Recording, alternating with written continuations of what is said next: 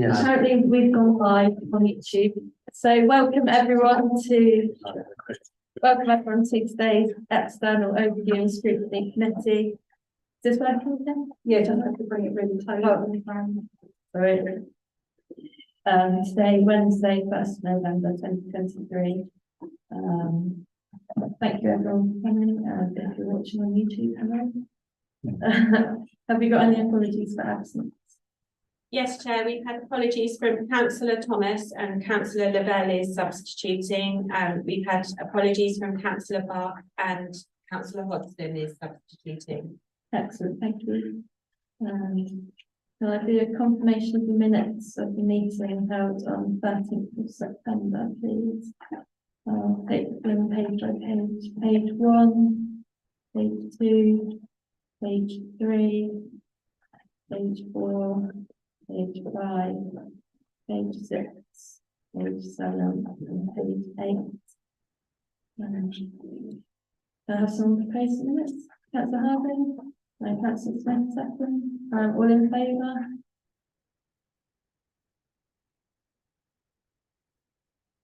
And against? And abstentions? Okay. Public participation, we don't have any. Activists, this is quite long because we had quite a few actions at the last meeting. So the first one is about the North Devon District Hospital site and the letters that we've sent to the MP regarding that. We have had a response which has been circulated to all members, and I've circulated it again today. Is everyone happy to take that off? Chair, can I still ask a question on that? I wasn't there. I see there was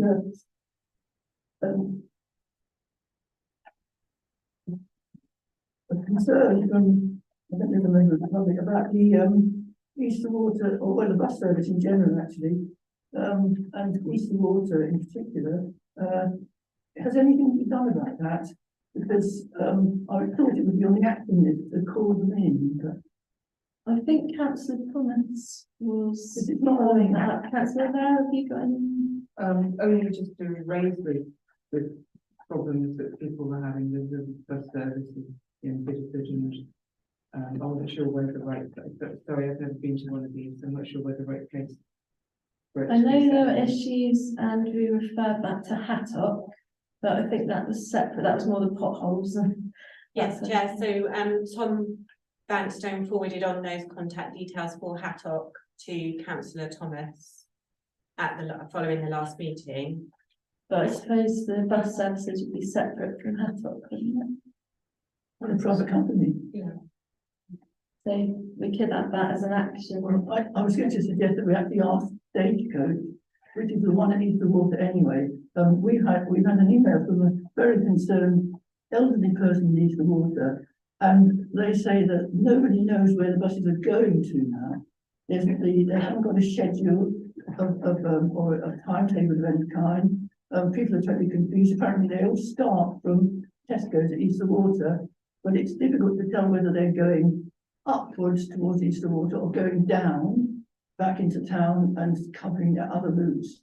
So they say everybody over there who uses the buses, and I know quite a few people who do, are quite confused, really anxious, and they don't know what's going on. And of course, they won't use the buses, they're reportedly taxis, even though many of them have got no income.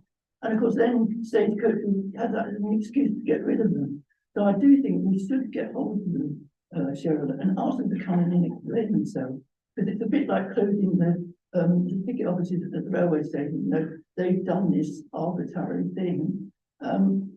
But they haven't consulted people in any way, and it certainly isn't customer friendly what they're doing. Councillor Val? I would just like to endorse that, and I've been speaking to someone only this evening, and they were very concerned about the route 75 and route 15s, and saying that the routes have changed, the number of where you can get on and off has changed. I mean, I can slightly understand routes have changed, although I'm not justifying them, but when you know, the bus is still going along, but there's less stops to get off and on, leaving people stranded and walking up hills who can't necessarily walk up I hills. wonder if It's very it's, hard to really understand what's going on. I'm wondering if it's something that we could do joint with North Devon as well, because I imagine that they'd be experiencing similar issues. Yeah, and they've cut services, so that the gaps between the one that the children are catching, the Barnstable to Exeter one is now only once every 3 hours. So if a child misses the bus either going or coming from college or school, they, you know, it's a huge wait, particularly this time of year. You know, if you miss the 3 o'clock and the next one 6 o'clock, it's a long time to be hanging about in the dark if you're a child. You know, well, I mean, I don't know the exact time of where they'd be getting off, say 3 o'clock. You know what I mean? But the gap, the 3-hour gap, is enormous, and far too much for one of those kind of services where, you know, children are trying to get to college and school. I mean, you know, both ends of the scale. I mean, nobody likes not having a decent bus service, but for the elderly that are faced with walks that aren't practicable for them to do, and for young people not getting where they need to be safely, it's a matter of grave concern, I think. I'm happy to add it to the action list and Yes, please. I'll propose that, Sarah, thank you. then, Or you will. I don't know if we need to vote on it, but in favour. I think that's, was that unanimous, Councillor Hutton? No, I'm abstaining. From what I've said. This was town centric all the time, it cracks me up. I don't think it was counted. Well, you know, Some of our own, Chair, sorry, I didn't catch the proposer in second. councillor Brenton proposed and councillor Lavelle seconded. Thank you. The next one was looking into the bite-sized training of the police. We still haven't had our community safety partnership meeting, but I think there are plans for that to be held on the 30th of November. Is that right, Karen? But that's still being agreed. Yeah, that's correct. I was gonna, yeah, so, yet to be confirmed with Toby Davies. Okay, so that was where we had raised that. So I'd say that that's completely, because we raised it at that meeting. The next one is still ongoing. We're trying to organise committees on dentistry and agriculture joint with North Devon. The next one was about Hattock, sent to Councillor Thomas, complete. Councillor Clark, he sent on information about the link centre proposals, and we had an email back from him today. We're still waiting. He's sent it on to Inspector. One of the inspectors who will get back to us with a full response. Councillor Craig. So a letter I emailed that around as well, was emailed to DCC and our MP about the link centre proposals and our support as a result of that meeting. Yes, that's it. Yeah, I've got your email about the petition. And I interpreted that you thought it was going to come up at full council in Monday. Was that not the case? You seem to be saying in your email that you contacted the chair, Councillor Bushby, and he agreed that it would be come up as a sort of an emergency motion thing, but he was compliant with it. Yeah, I contacted him And it didn't happen. and I was unfortunately unable to attend the meeting as well. It's no problem about that, but what happened? Why didn't it come through? I was told that it wasn't raised because they didn't have the full wording of the petition, so it will be put formally on the agenda for December. Right. Full wording. Stacey, but, you know. That's right, yeah, so the petition wasn't in front of full council, so they didn't know what they would be agreeing to, so it's gonna be put as an agenda item for December, so that members can consider the wording of the petition and whether they are happy to support that petition. So that's where that stands. Yeah. Yeah, I'm sorry, I contacted the chair and I assumed it was coming forward at that meeting, but that's not what happened, but it will be properly on the December meeting. What else is the next one? Oh, yeah, that's the petition one. I haven't been given a date of when Sir Geoffrey Cox will meet at the Link Centre with Councillor McInnes. I can follow that up again, but it has been raised with him. And Councillor Hackett is raising the issue of the Link Centres at the Police and Crime Panel meeting. Councillor Hodson is the next one. Have you spoken with the leader regarding provision in Holsworthy? That was on the action list. Councillor Shepherd is here as And well. Councillor Beckham, representing Councillor. We have had conversations about this, and the alternative provision that is being offered, I believe, through the youth centre. Yes. But it's not the same as the Link Centre used to be. So we are still awaiting. It's not on this adult scrutiny meeting, which is next week. There's no report on that particular issue. There's umpteen reports on the scrutiny agenda, but nothing to do with the Link Centre. But I will again emphasise the fact that we cannot make judgments about the existing Link Centres if we haven't reinstated a referral system, because the numbers they're going to be looking at are not reflective of the need within the community. If you turn off the access to them by not allowing referrals to be made, you're not going to get a true picture. So that is my key sort of platform Yeah. at the moment, to inform that report. I'm just looking at this, and I do apologise. And what options are being considered for the building where the Link Centre was housed? Can Councillor Shepherd fill us in? Well, there is a meeting hopefully taking place next week between myself, Ken James and John Allen, who runs a youth centre. And there's going to be a meeting, and we're going to see what the next plan of action is going to be. Okay. Through the chair, Councillor Hodson, what's the youth centre at Holsworthy like? Is it very well attended? Is it once a week? What's the situation if it's going to, if there's an idea that it can be used for the mental health problems as well?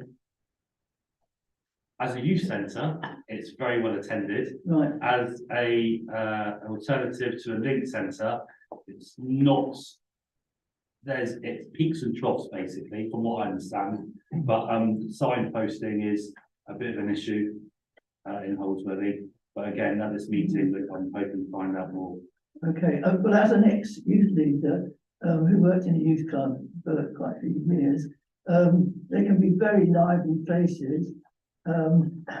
They're great, but you know, kids being kids, Yeah. I really don't think that's an appropriate venue for people who have mental health problems. The youth centre and the provision for the Link, the two separate times.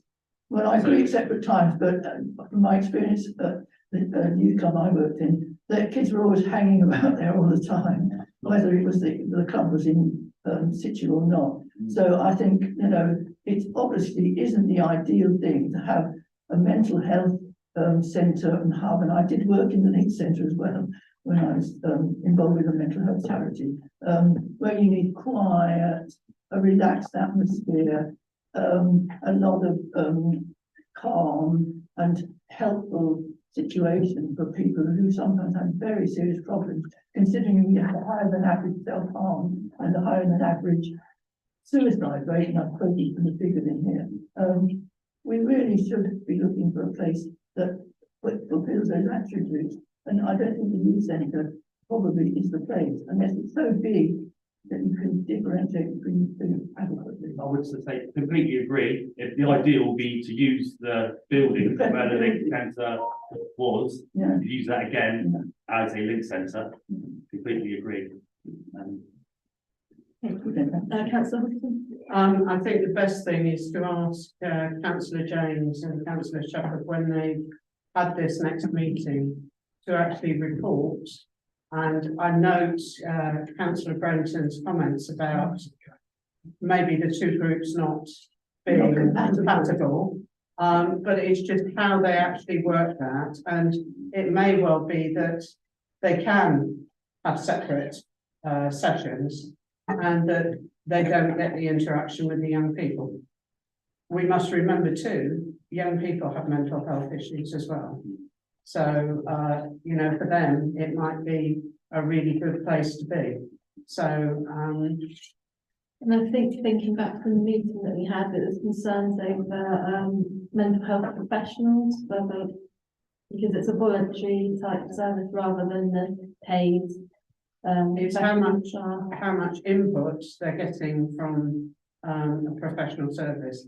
So I think the best person to actually ask is for Councillor Shepherd and Councillor James to actually report to this committee.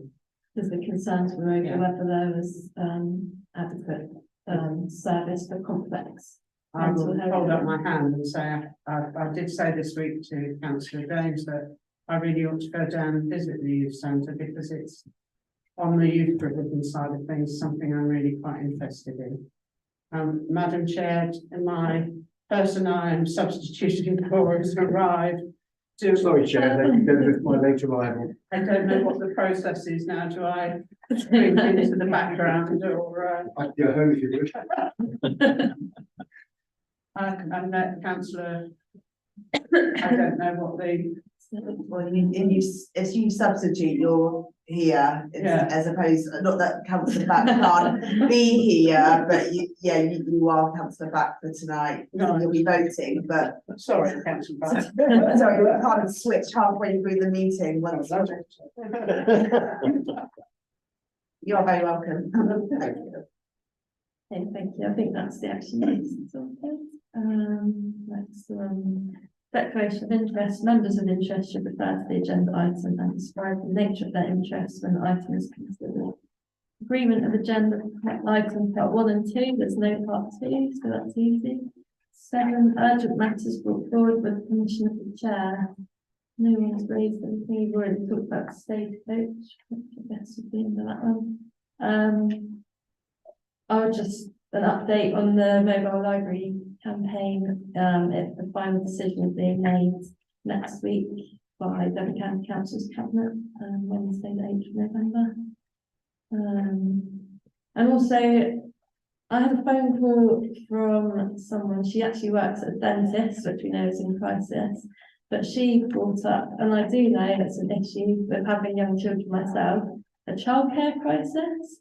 And the lack of childminders, and how are people expected to get to work when there are no childminders to get their children to school or to nursery. And I think it's especially pertinent in rural areas where we don't have that wraparound care in the local village school.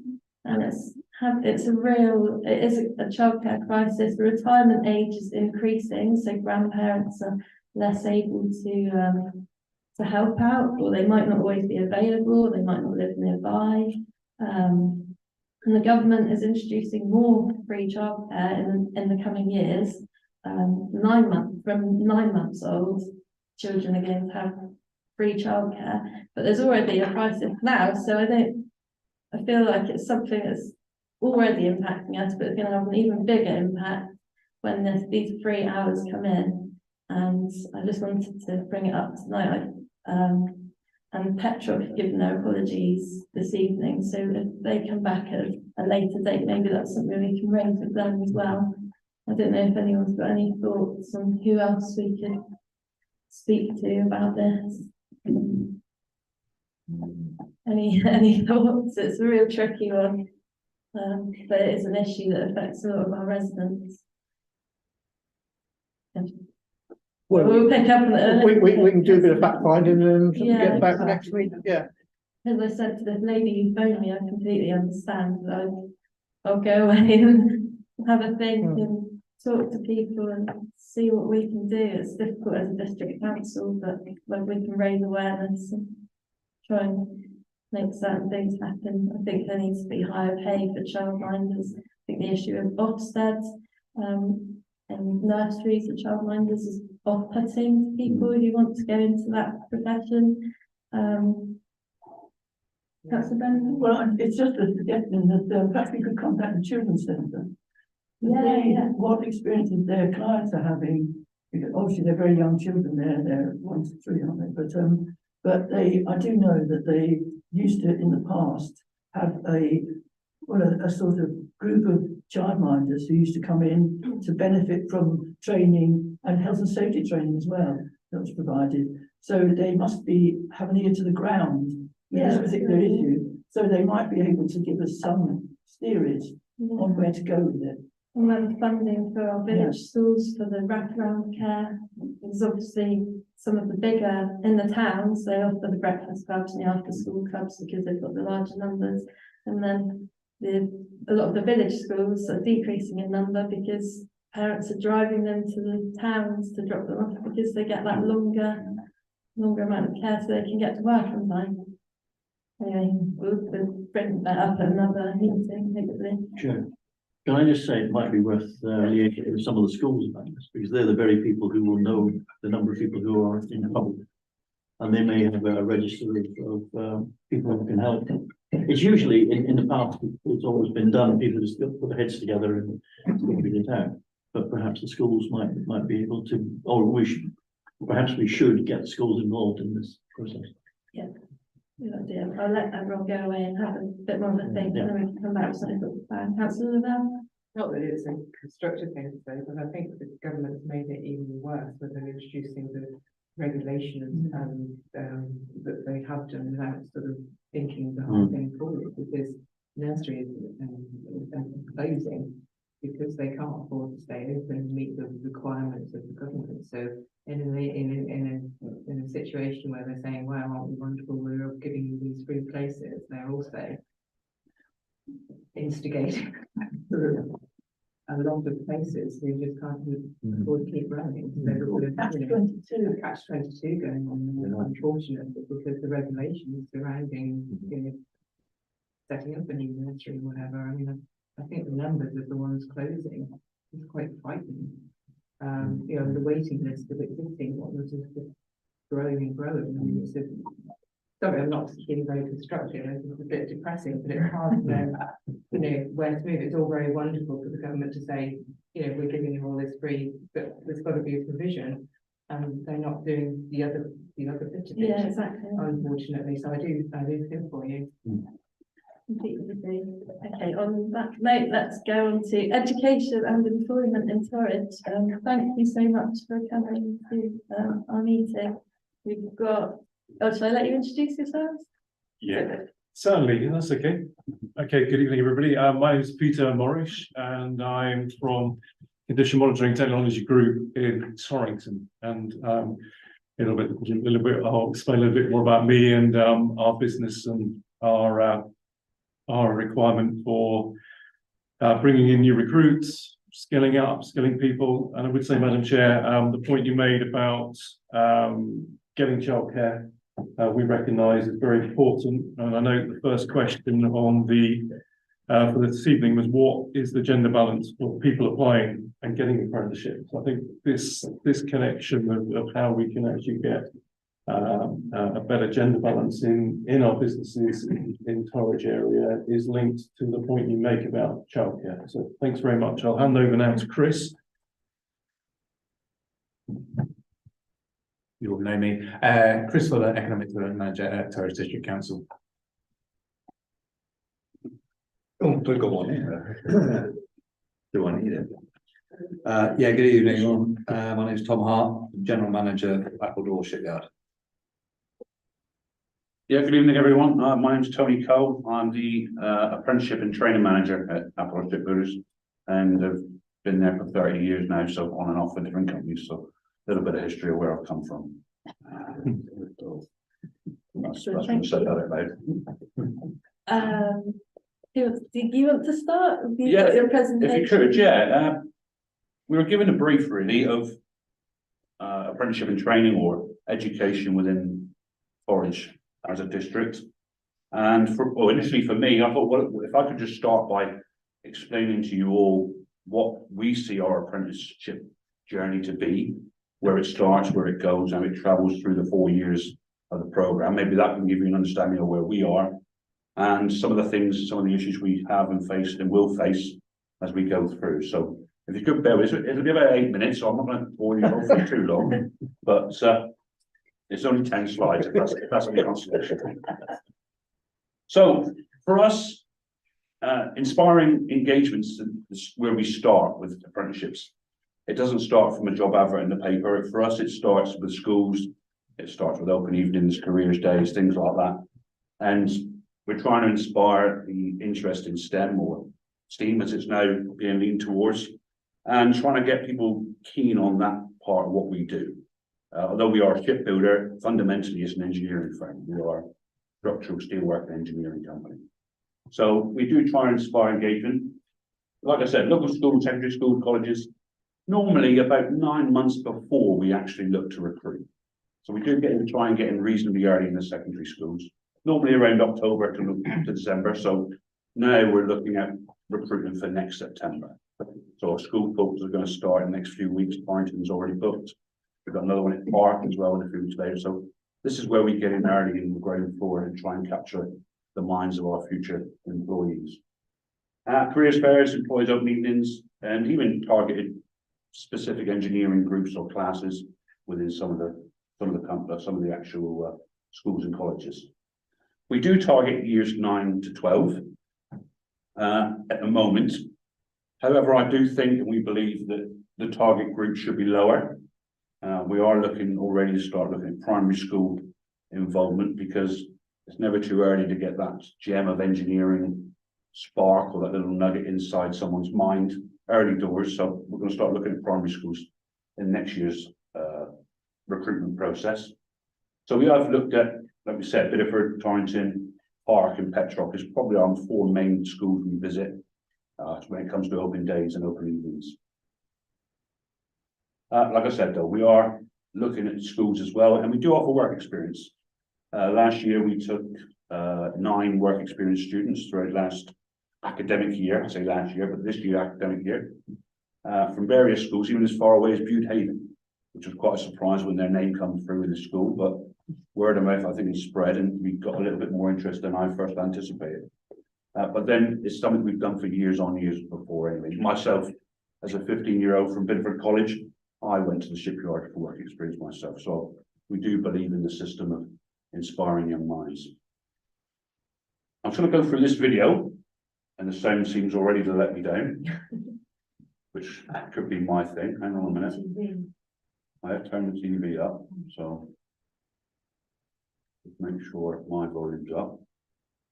But basically, we created a partnership with Petrock, and their 2nd year media studies students wanted a project. So we said, well, give us a project that actually looks at recruiting our apprenticeships. So they spent some time down at the site, and also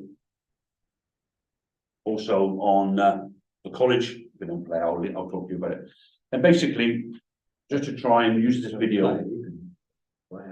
Yeah, just where the sound will. Because this was actually made by Petrock. Yeah. Wasn't it? There we are. Yeah, and I came to a final website and I saw about. So this is our year 2 students currently, last year. Really good thing to do. Did we make some money in there at the same time? Hi, welcome to the Petrock Engineering Environment. Here we study lots of different courses, or you study lots of different courses. We do our full-time courses, which are transition to T-level and T-level. We also do lots of different apprenticeships. Our apprenticeships start at level 2, which is the engineering operative, which is what Harland and Wolff would come on to on the fabrication and welding pathway. But then there's lots of level 3 apprenticeships also. So what's an apprenticeship? Why is it different to full-time education? So you go into the workplace for 80% of the time, and then for 20% you'll have a job. So that's whether you're in college or working on your portfolio. Well, we do quite a lot of school engagement, certainly with careers days and just visiting the schools. We obviously showcase the Harland Wolff shipyard. So why do you want to do an apprenticeship? So I did apprenticeship when I was young, so I was very much an advocate of apprenticeships. I've always sort of liked doing more hands-on work than anything in the classroom or an office, and it just seemed more fun and like a great place to be. It's important for me to be able to go and get my education, but to be in the workplace as well and learn them valuable skills. So it just seemed like a perfect fit. What we do is we give them freedom to understand how the whole yard works. You can become a fabricator, so basically construction but with metal. You can be a welder, you can be a maritime plumber or a maritime mechanical fitter, which is just basically a mechanic on a boat. And they get experience then in basically every different trade, from the shop floor up to the support functions such as engineering, everything that makes a shipyard run. Well, I mean, the shipyard's been here as long as I can remember, and it's just got such a heritage in the community that it's just a nice place to be able to say you work here. And I mean, shipbuilding's been around for longer than I can remember. It's a nice craft, you know, you see something come together from start to finish, and when you see a finished product, you can say, I was part of that, I was built part of that.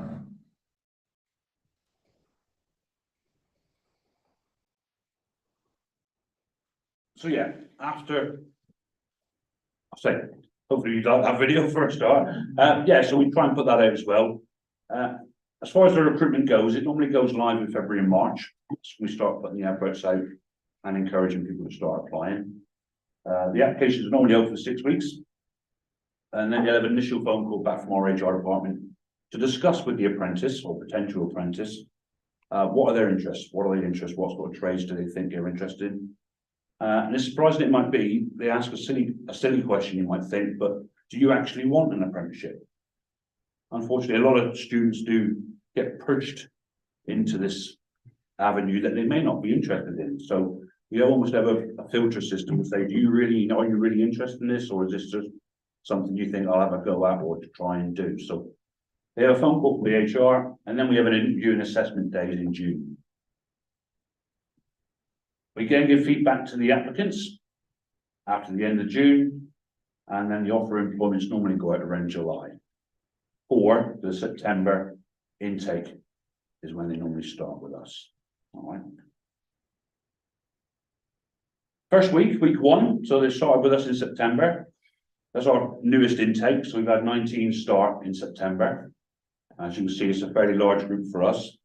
So they spend their first week looking at inductions, basically looking at things like safety in courses we do, fire safety, manual handling, hot work, face fit testing, all those things we have to do before we can even let them look inside the main building.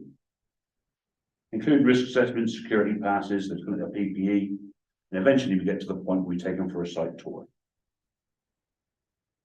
They're year 1, like I said in the video, we don't pigeonhole our apprentices as soon as they start. In the past, we've said we'll take on 10 welders and 10 shipwrights, 10 fabricators, 10 plumbers, and not everybody enjoys that trade. 3 months down the line, the apprentice says, this isn't for me, this is not what I'm really good at, or I don't think I like this. And we didn't have a huge retention record. I think we were sort of averaging about 25% loss over the first year. And I think because a lot of our students, a lot of our potential recruits are at an age where they really don't appreciate what the job may be until they've had a fair chance to actually try it. So really for us, the first year is almost a try before you buy kind of attitude, and give them a chance to settle into the environment before we start saying, well, you're going to be this trade or that trade. But it does focus around fabricating and welding. So, and for us, it doesn't matter what your trade is within shipbuilding, it does involve some fabricating and welding. It doesn't matter what it is, you will do some of that anyway. So it's a good grounding to any apprenticeship.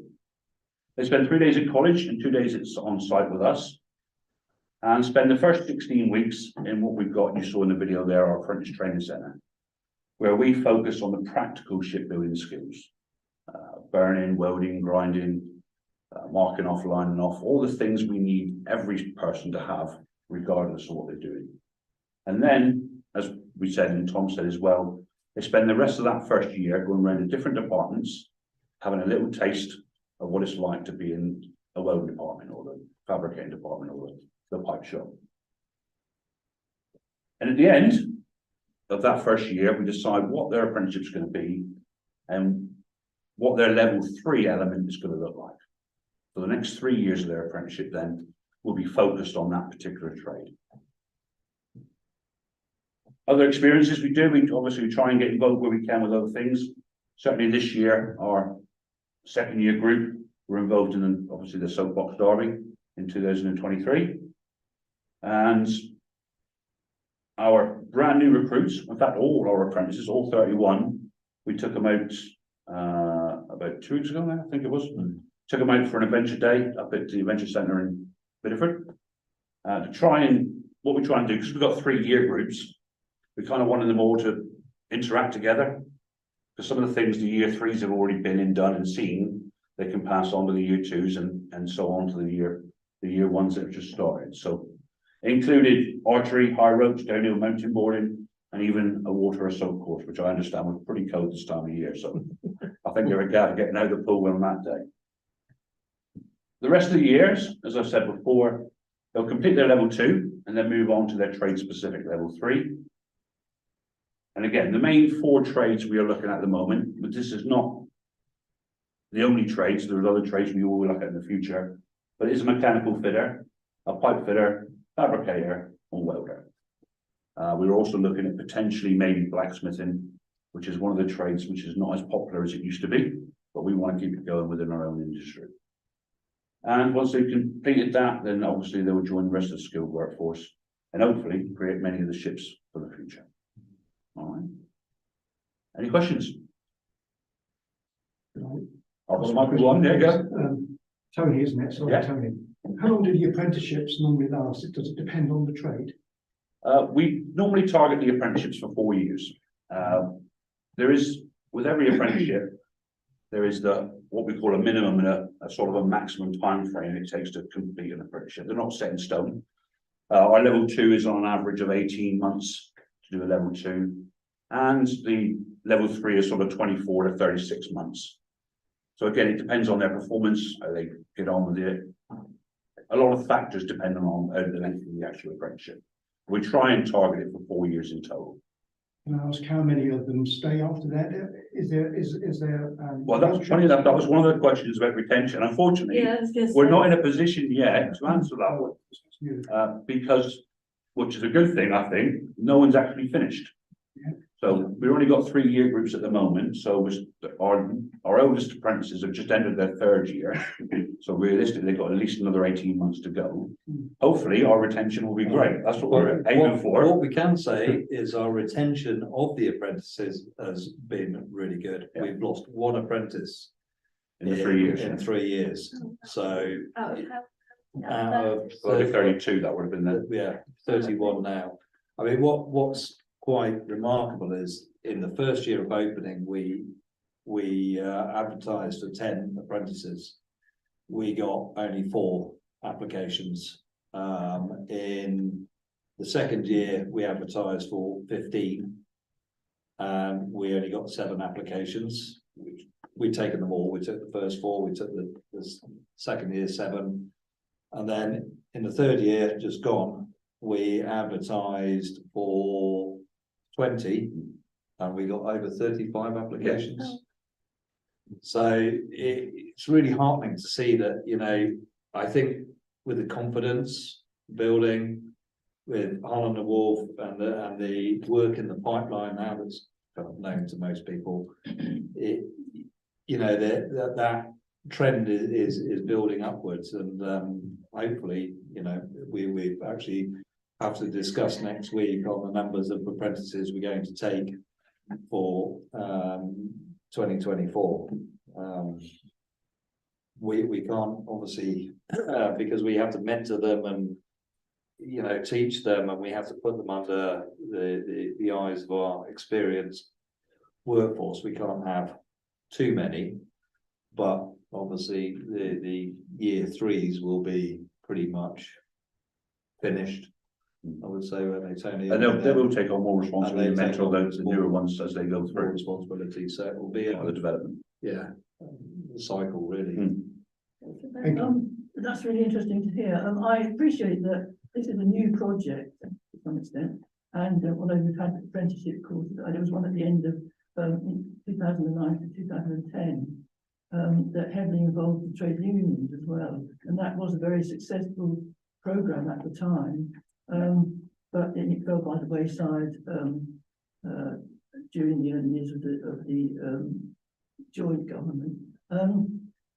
If you have a situation where you've got a successful apprentice who's you can see is very enthusiastic and keen, is there any means by which possibly if they don't specifically want to be a shipbuilder, and obviously this apprenticeship is shipbuilding specific, but you can detect that they have skills, let's say, I don't know, civil engineering, something like that, would you be able to point them in another direction, or is it very much tunneled into either shipbuilding or Harland and Wolff? I can understand why it would be, but I can think of a situation where you get a very enthusiastic young person who's might develop great skills, that they might not all be shipbuilding specific, and you might see they have great potential in another area. Can you cope with that? Can you do something with it?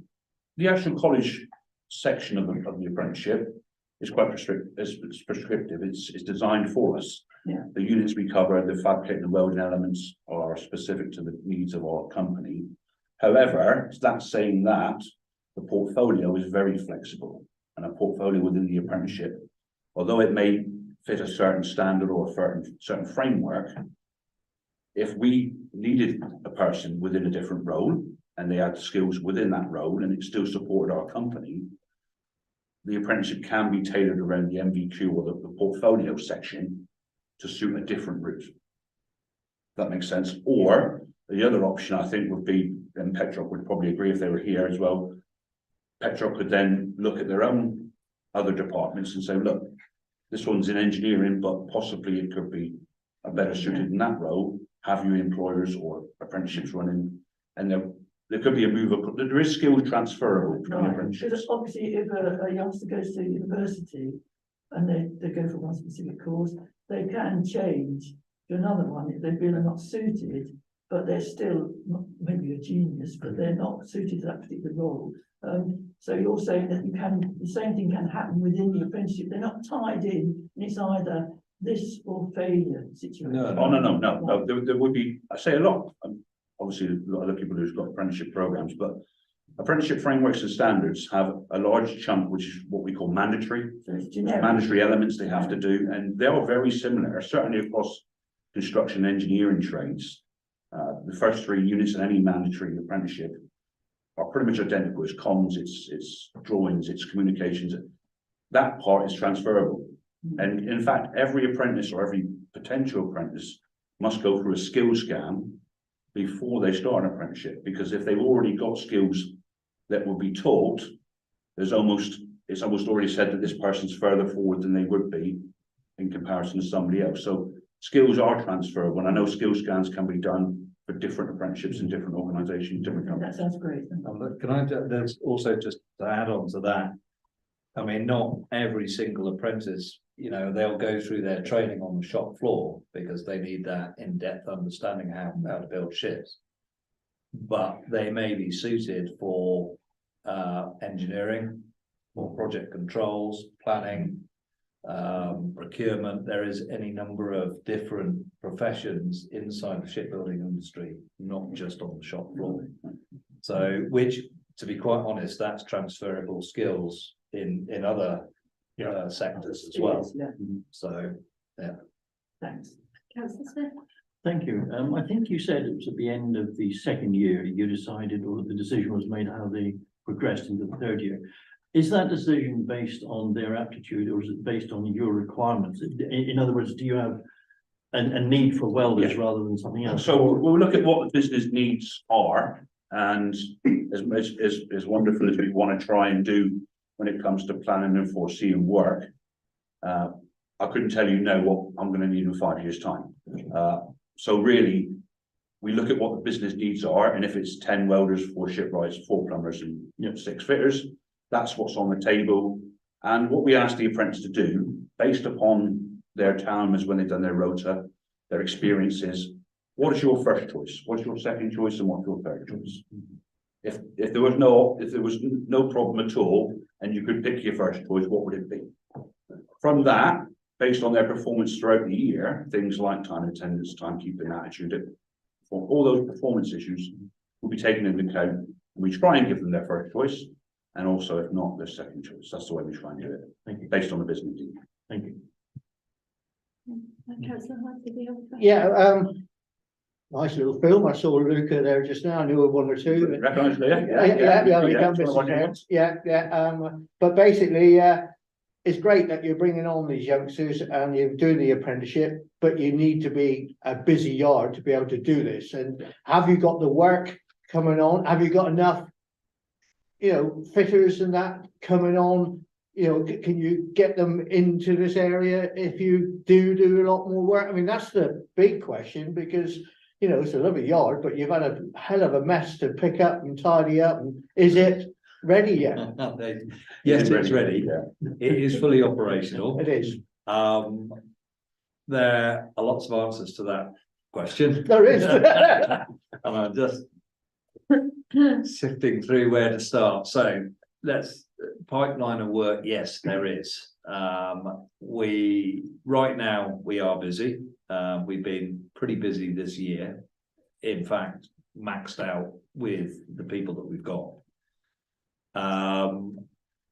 We've just picked up another contract this week, which we've signed, and that'll be a fabrication project. And we've got the regeneration of the Mine Hunter, which is started last year and is still going on. I know it started earlier this year. Yeah. And we'll finish basically next year. So yes, there is work, and there's also the fleet solid support, which is the construction of 3 large RFA ships, and that will start in March 25.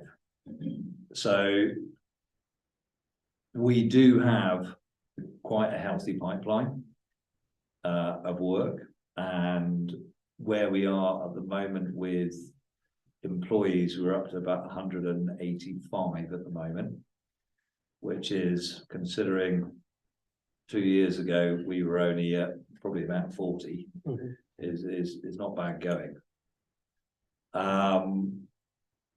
We will need to, by 25, be up to about the 300, 350 mark. So there is that need for more people. The trades which we find very difficult to recruit and get is our mechanical guys. That's probably the hardest. Which we luckily got a couple of that have got mechanical bias to bent. That's where the route they want to go down. So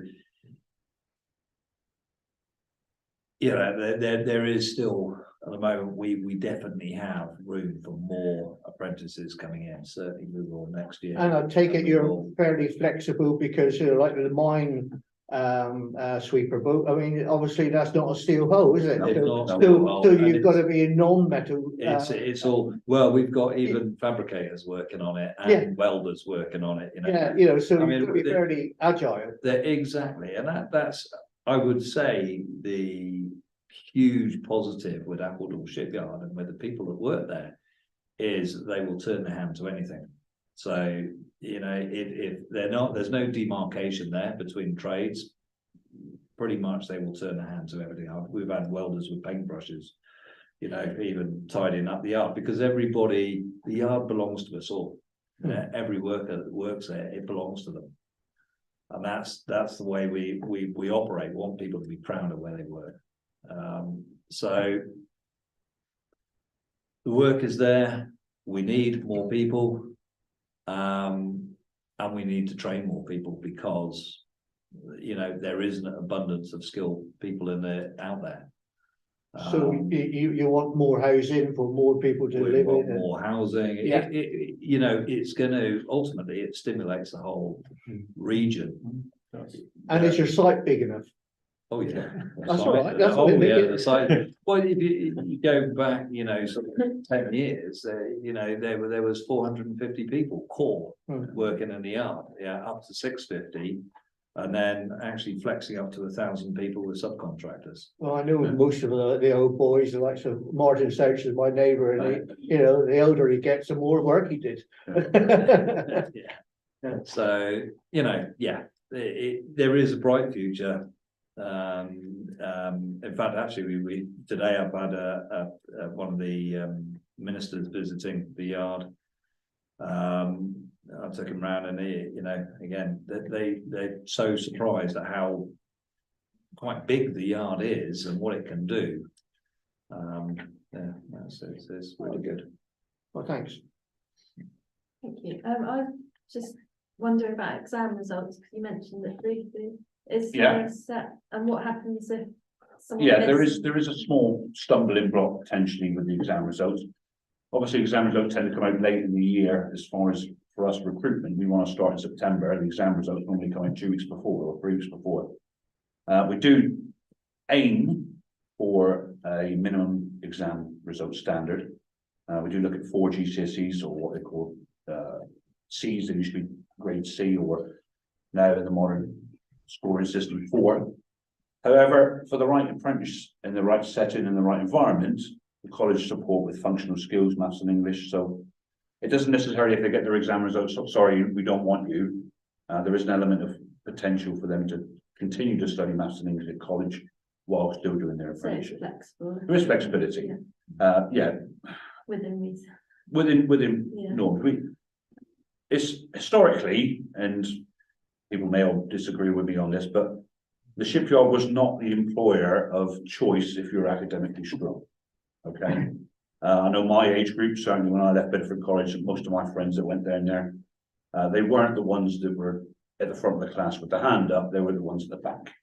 But that stereotype's gone now. We want to aim higher, we want to increase our level of achievement, and the standard we're aiming for is a minimum 3 as far as our apprenticeships go. And to do that, we have to have that slightly higher academic level at GCSE, unfortunately, to get to that next level of 3. But there's more than one way of doing it. We don't just rely on the college full apprenticeship. We do part apprenticeships.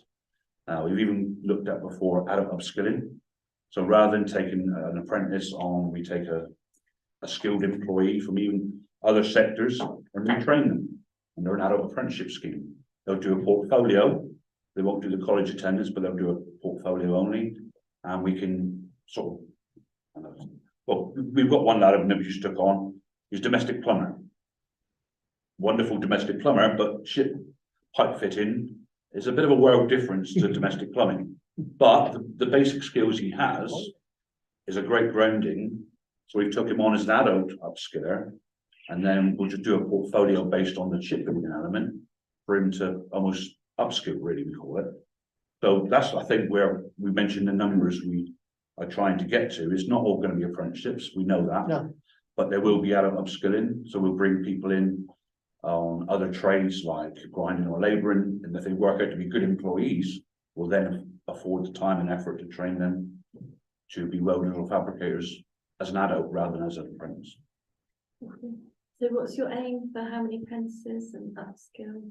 Like for the future, how many, zero obviously increasing and We aim magic to be, number. yeah, the magic number. We aim to be, well, we will be, I believe, by January, February next year, we'll be past the 200 mark. We need to, within another year, we need to be up another 100 minimum.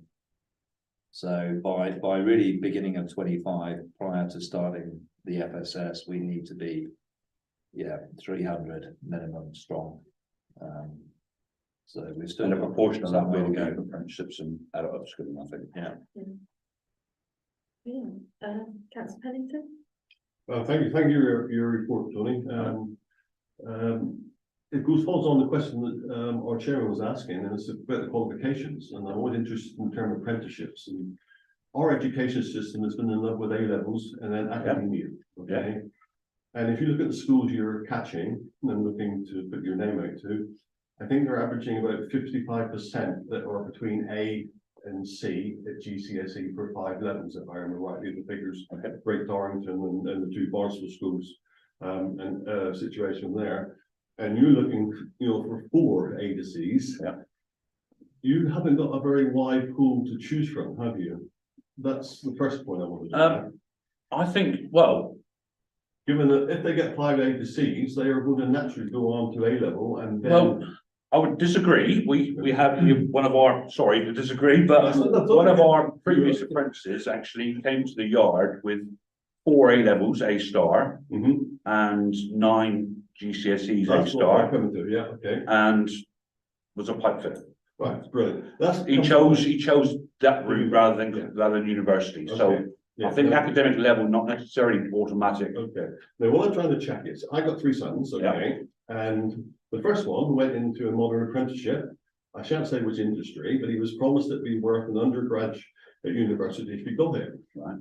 And then his 2 brothers went through the A-level course and went to university, and they came back into the sandwich course, strangely at North Devon College. Right. And they were earning more in their sandwich year when they were on university than what he was when he had fully qualified from a mod apprenticeship. So he went off to university and said, thank you very much for the modern apprenticeship. Now you're competing against your more academic students from that. Have you got a unique selling point that sells to attract those students in? In short, I think yes. Okay, And it's unfortunately it comes down to the financial element. so at the end of the 4-year period, Yeah. what would the apprenticeship qualification be worth? And I hate to say it in academia terms, but I don't like that measure. Yeah, it would, all right, if you want a comparable, a level 3 apprenticeship, and you really disagree with me, it's sort of pitched at 3 A levels. Right, That's a similar points value system for an apprenticeship. A modern level 3 apprenticeship is 3 A levels. Yeah. So if they did want to go on to a university after an apprenticeship, which is quite possible, their points value would be probably equivalent to that. so there is a transferable option that. Yeah. People do apprentices, then still go back to university. Thank you very much for your answer. Because it is comparable. I'm not saying you agree with the points is roughly about 3 A levels. Yeah. Which is normally only that. Thank you very So much. it's good. And obviously it goes the other way as well. We do encourage the other way as well. We I don't. appreciate that because we have a pool, I think we have over 2,000 claimants of universal credit that are in work. Yeah. If they're on universal credit, you're probably paying a higher wage. And I wondered if you could actually take on mature apprentices rather than just those out of school. They may be not demonstrating. We do, I'm sure you use them as well. Yeah, we do. Yeah, right. You do that as well? Absolutely, yeah. Good, so that is another opportunity there for people on Torridge who are working to raise their income. Really successful people come in from different careers and achieve really good positions within our business. I think it's still a common misconception. Okay. An apprenticeship is at 16. Yeah. And that's not necessarily Yeah, the we'll case. cover that in a minute. So, I'd say for us, what we try and do, because of that one issue, I know we're going to come on to a little bit more. Year 1, we met one of our applicants, a young lady, she was 38. And we really liked her. We thought this person is special. There's something unique here. But traditional apprenticeship salaries, the government minimum salary for an apprentice for the first year is quite low. And if we'd have offered that money at that rate, she would have had to have said no. Financially, for that person in her life situation, it wasn't enough. So we thought, well, rather than not or lose this potential person, we upped our salary for an apprentice to make it feasible for her just to actually join us. It's actually worth her while, rather than being on credits or whatever other benefits potentially she might have been entitled to. We made it financially worth her while to come to us instead. It's probably going to be a legacy that's going to catch us eventually, but our apprenticeship rate is equal to the national minimum wage, so. But she loves it there. Yeah. No, she's Yeah, in I year know. 3. Yeah. And And I actually, think- she's a fabricator. She's just Yeah, graduated and she's just got a certificate and she loves it.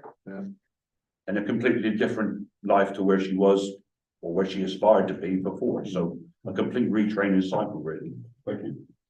Thank you. Shall we move on to Peter Morris? You want to come in there? Yeah, and then- that's or- That's fine. Yeah, no, of course. Thanks very much, Tony. Really interesting to hear what you guys are doing at Holland and Wolf, and I think it's really great for our area that this is happening. So let me introduce myself.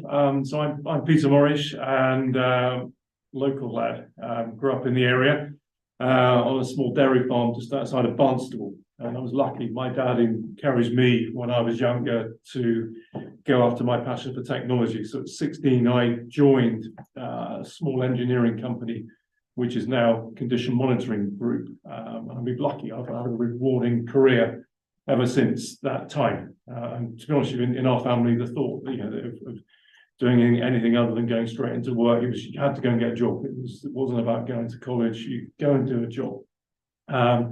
When I joined Condition Monitoring Technology Group, CMTG, we're a team of 6, and we were focused on electronics for the energy sector. But from our Torrington base, we've grown, and we now employ 140 people, with 85 of those people working in Torrington in high-skilled, well-paid jobs. And we produce systems that monitor vibrations in helicopters and turbines, analyze data.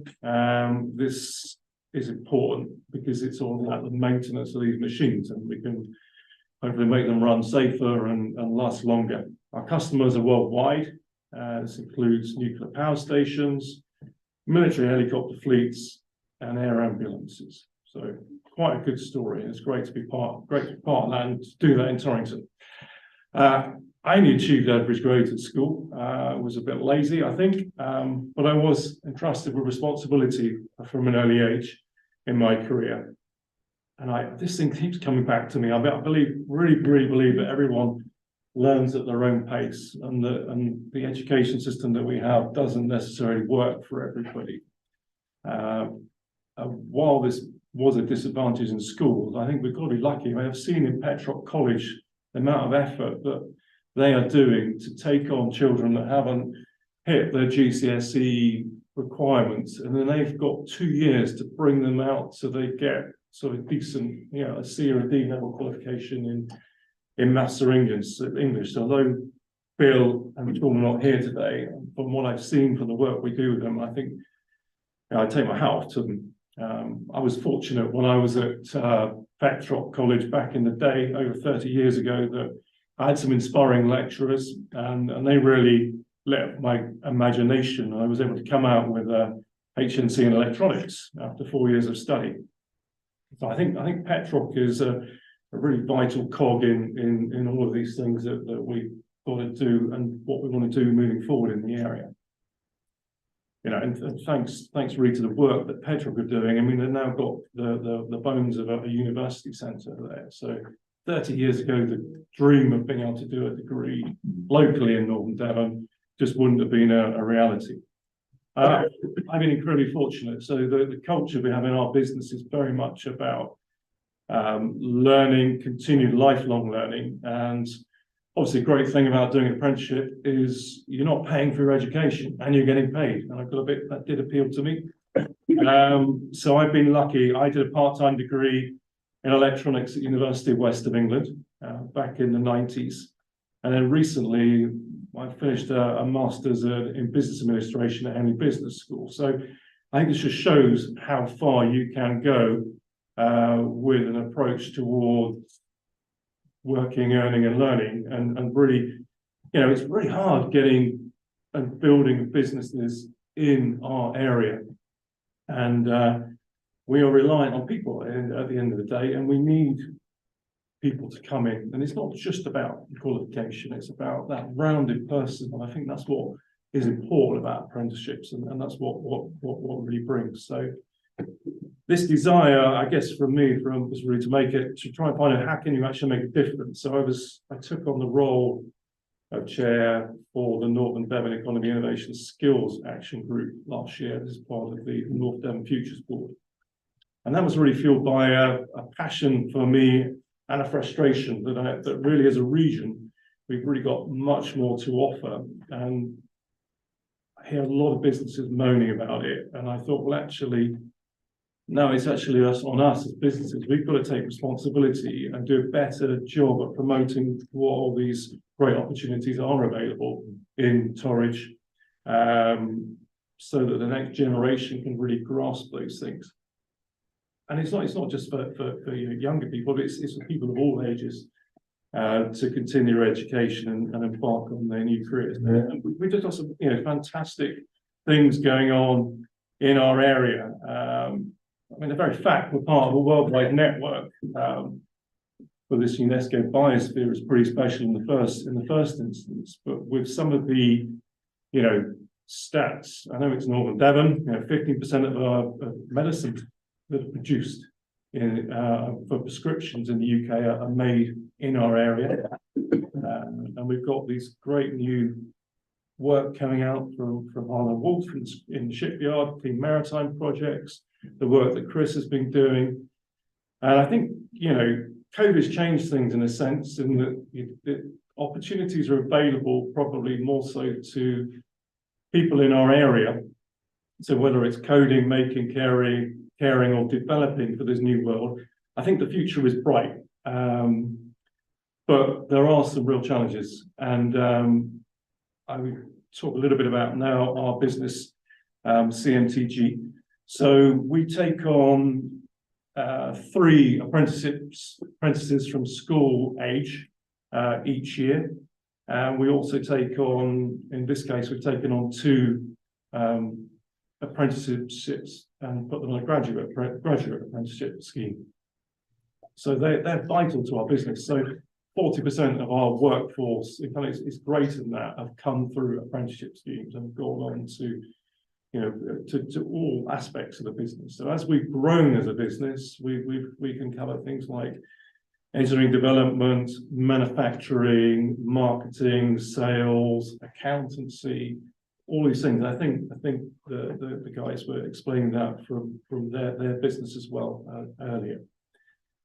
And that learning doesn't stop. So I'm sure Chris will touch on in a minute. One of the challenges we face in Torridge is that we do have a good number of apprenticeships, but not necessarily able to have that lifelong learning where you can get from a level 3 to a 4 to a 5, and there's those sort of jobs that end up bringing in the bigger salaries, and that can sort of uplift our economy. So it really is a vital thing. But a number of our apprentices go on to study at university, and the way that happens is that they'll spend 2 or 4 years at Petrock College doing their sort of ONC, HNC in electronics or mechanical design. At that point, then if they want to do it, because they've got to want to do it, because it's a big commitment for the business to sponsor and put people into higher education. Then they will tend to go to University West of England for electronics course or for software apprenticeships. Exeter University has a Plymouth University or other routes that they go on to. And it's like this is vital because we need to continually invest and train our workforce. I'm going to pick up now a little bit on the questions that were circulated before today's meeting. I'll probably answer them briefly, and maybe I sense that probably all the panel would like to contribute to the answers on these questions. But the question was asked about gender balance. Predominantly male, I'm afraid to say. We recognise there is a need to have a much more balanced gender in our business, but it's not really for want of trying.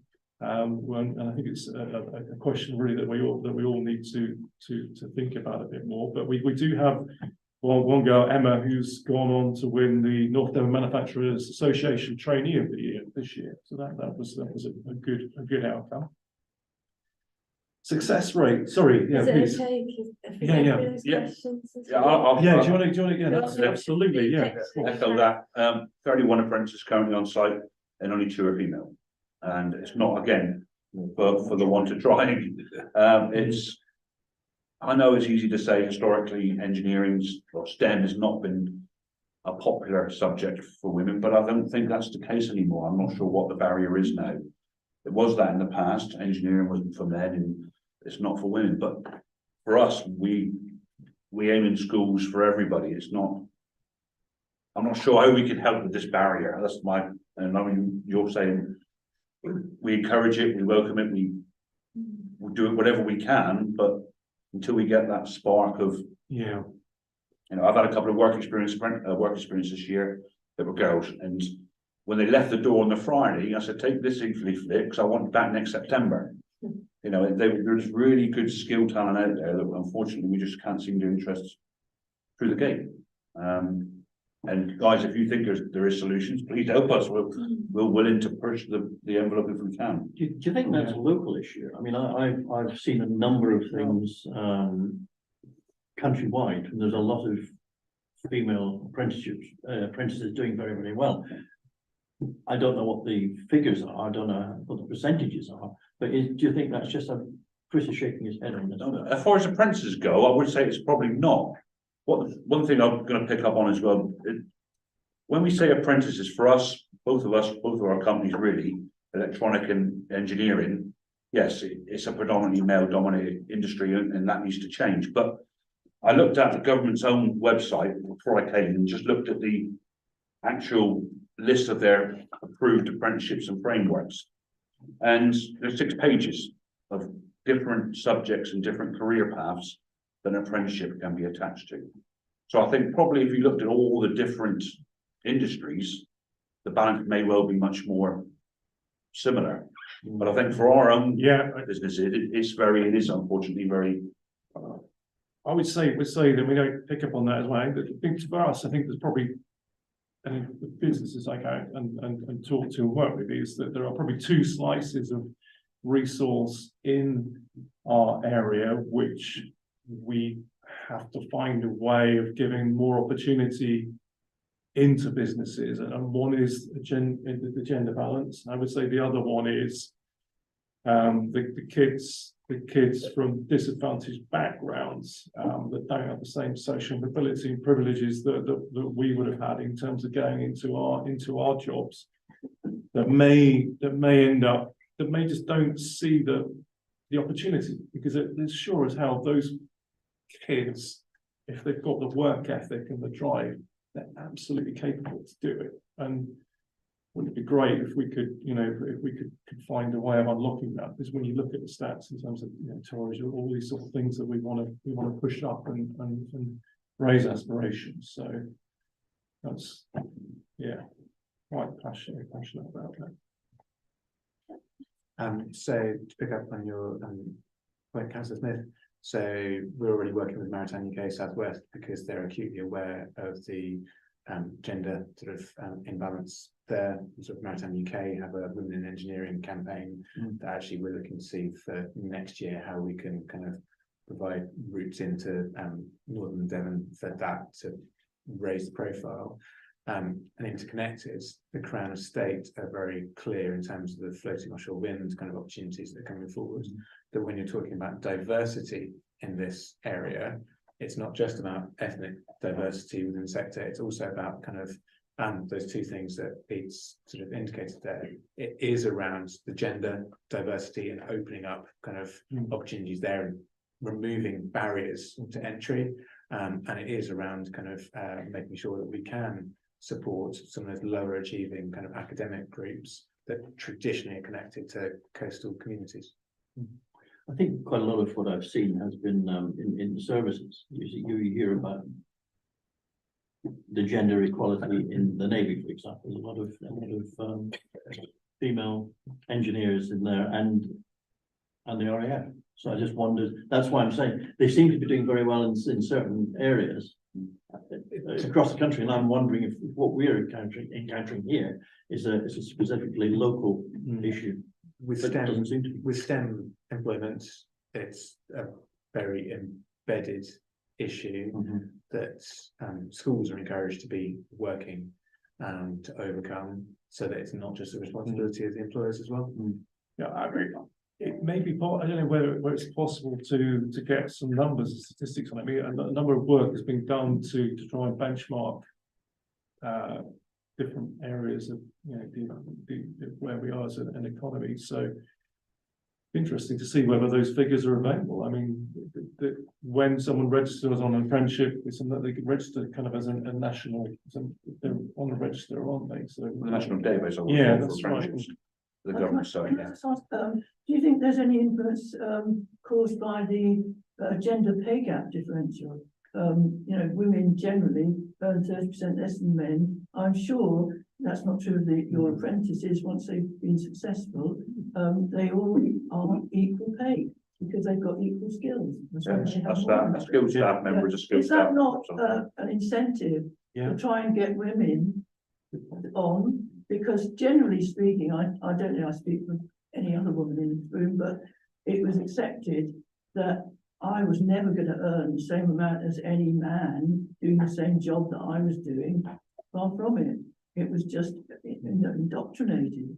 And that you accepted it. You took it as a part of the system. But what you're saying, your great apprenticeships produce greatly skilled people and who also have the opportunity to do even more training. And that it would be very appealing to women who are frustrated by the fact that they're in the same job as somebody else. And I have a daughter who's a nurse, and this is still happening in the health service. And they feel that they are being differentiated against, and they just because of their gender. Now, if you can put forward a case for a brilliant job where everybody is on equal pay, genuinely equal pay, I'm sure that would be a huge incentive to women because they're very conscious of the gender pay gap. They really are. No, I would say for our skilled employees, up to the skilled level, there is no pay difference No, in any way, shape or form. there shouldn't be. I'm not saying that within different departments or different environments, there's not. If you were to compare somebody from an admin role to somebody from a shipbuilding role, I can't compare that.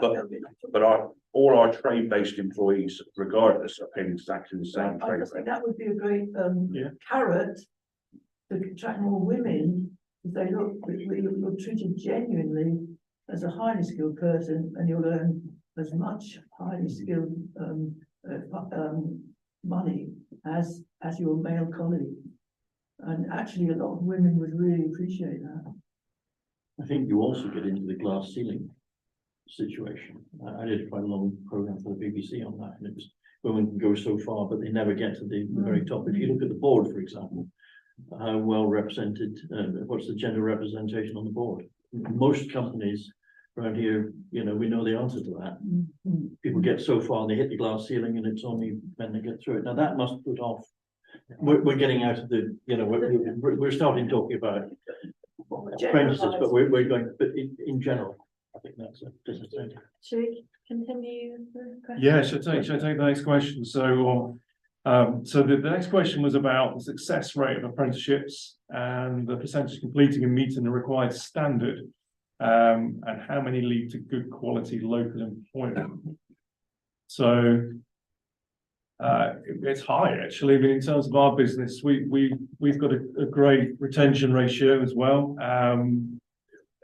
Obviously greater than 90% complete their apprenticeships, and that's obviously very good because it costs a lot of money to invest in putting them through the apprenticeship, and it's a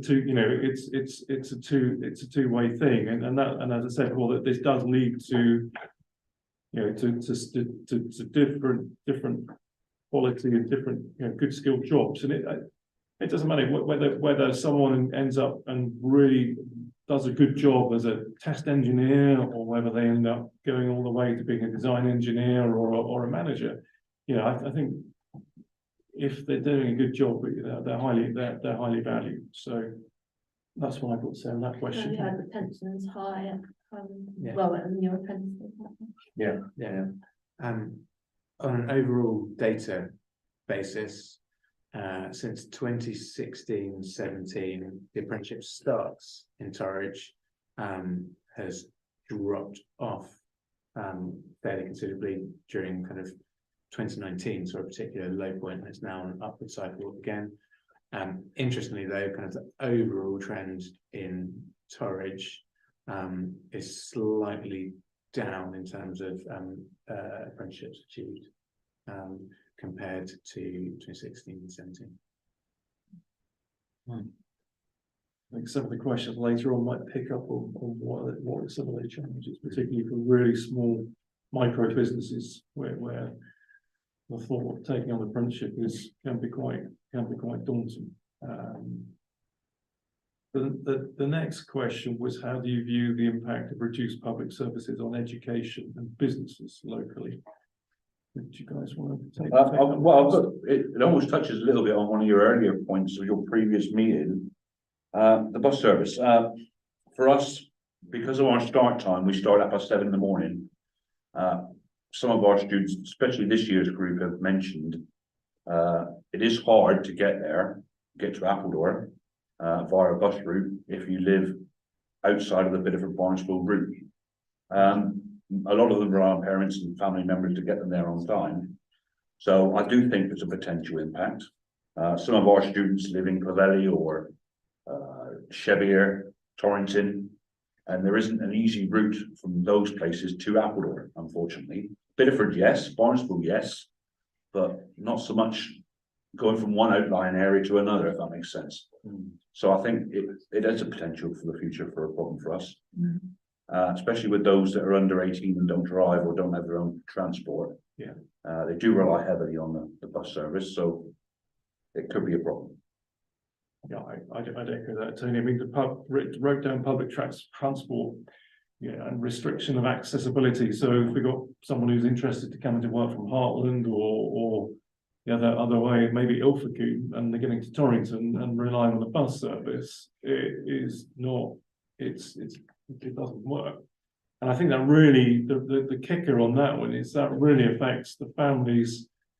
This is our families that may don't have a car or don't have the luxury of a parent that maybe can drop them in, and it's not ideal.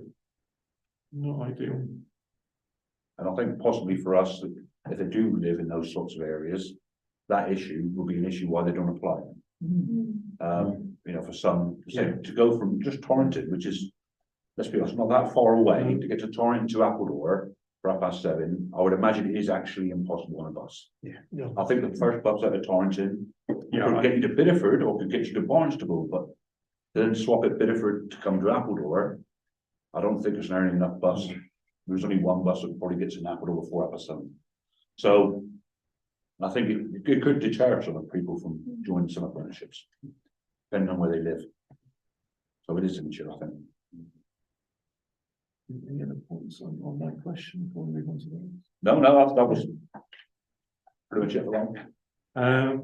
Next question was, what do you view as our biggest opportunities here in Torridge over the next few decades in terms of boosting education and employment, and how do we unlock them? So, who wants to go first? They don't want to hear me saying the same thing, so they will have So I've got to be honest with me, I was more drawn a blank on this one. I don't think there is any specific opportunities available. I don't think there's nothing, we can't put our finger on one solution to this problem. I think that question is quite widely covering a lot of issues. Yeah. So I think there's many things that can help, and I think some of the things we've already discussed are going to help with that. Is there one switch we can flip? No. I say I'm a local lad. I was, aside from being born in Barnstable, which I'm not necessarily not proud of, but the rest of my life is entirely Torridge. So, and for us, certainly in the industries we're in, even if you go back to when I was starting my apprenticeship, the options I had for an engineering apprenticeship in Torridge were ridiculously high. And there were a lot of large companies, a lot of medium-sized, 500 employee plus, even in Easterwater alone, let alone in Holsworthy and some of the bigger industrial estates outside. That's what we need, I think, but how we get that, I'm not sure how you get back to those, or if we can get back to it. Maybe as we look at now, we should be more innovative of what we do. Maybe that's where the future lies for Torridge. I don't know if we can ever be that big of a draw to these companies again to come back. I'm not. Feel free to argue with me. Chris Bill might disagree. Well, Pete, do you want to kind of answer first? Yeah, no, of course. I mean, I think I thought about this question, talked to a few different people about this question. I think it's recognizing the and building on these existing clusters of small businesses that we've got in our area in Torrington that are doing well. I think getting the basics done well, and this is underpinning what Chris is probably going to talk about in a minute, obviously with the new opportunities of especially new sort of sectors coming in. I think the aligning with our strengths in the Southwest. So I think post-COVID, work here.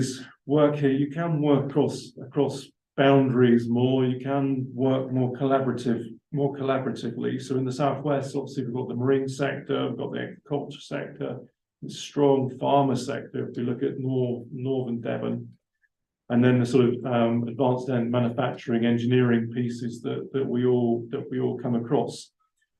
And one thing that's happened post-COVID is that we've had a number of people move into the area who are now working in the area and are maybe working from home or setting up businesses.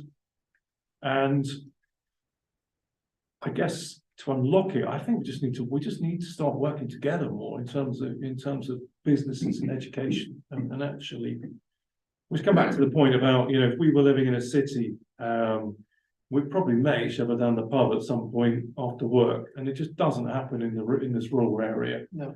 So challenges all really, and the challenge was we've got not only have we got these challenges in the rural area, but it's doubly difficult to communicate.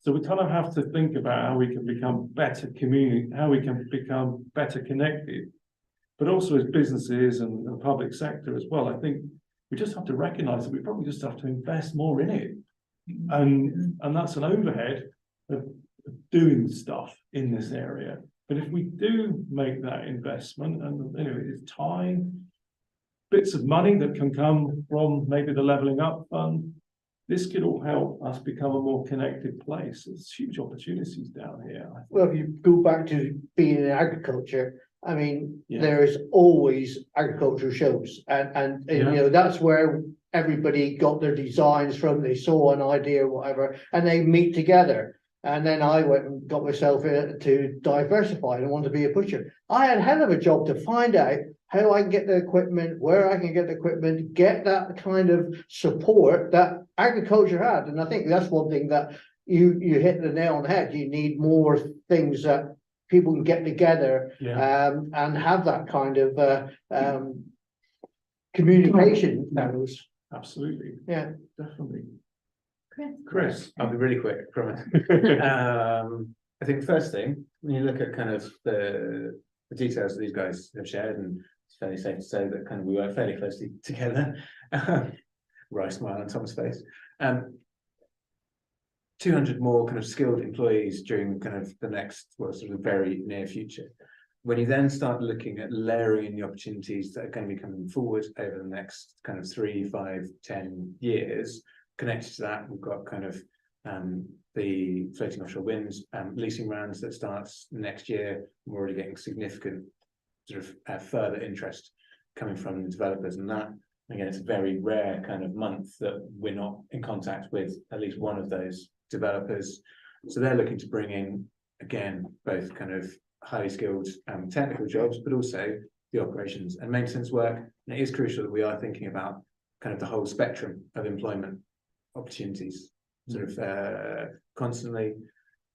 You're then talking about kind of, we've had many a conversation around the energy cables coming in, essentially to kind of Alba Discot, and then the subsequent opportunities around things like green hydrogen that is already seen as future fuels for buses. So how can we support kind of Department for Transport, because that transport piece is absolutely pivotal alongside kind of housing. Those to me are major blockers that we're facing.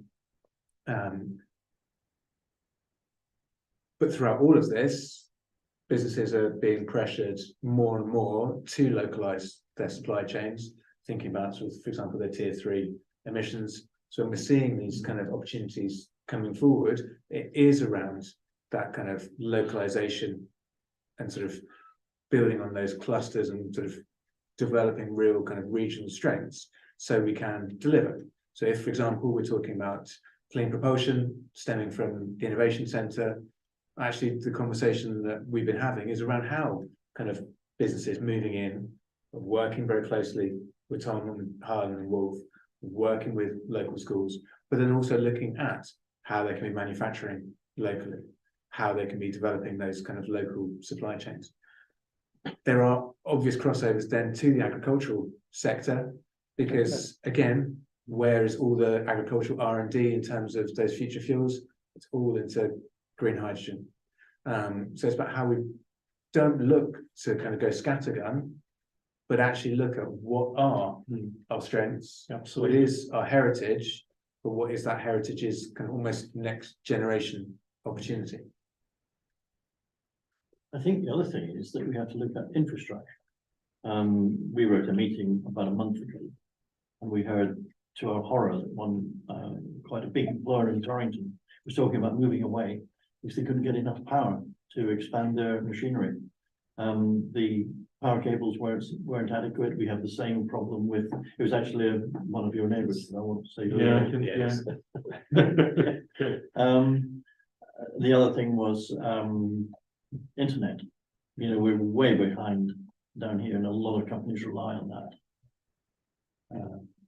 I know in my industry, which is the TV and film business, a lot of editors would happily work down here because they can bring the material down, they can work on it in a small unit here and send it back to London.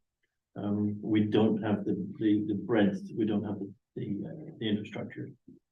So power and communication, I think, is critical. Without that, there's no point in talking about bringing more companies in because we're already saturated. Our infrastructure is saturated, and that goes on to transport, it goes on to roads, it goes on to railways, you know, the whole thing. But that's critical as well. Councillor Hodgson. I've listened with great interest and picked out some key things. We were talking about transport right at the beginning of this, and transport featured in perhaps some constraints for people joining workforces. Is it not time that we get together and work together for more community transport that can get people to their workplaces?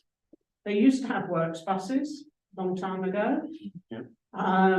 Not so long ago, and Jamie Oliver was setting up 15 in UK, and he was recruiting apprentices to run the restaurant. He had applications from all over Cornwall for the workers to actually get to work for a 6:30 breakfast start. They couldn't get there.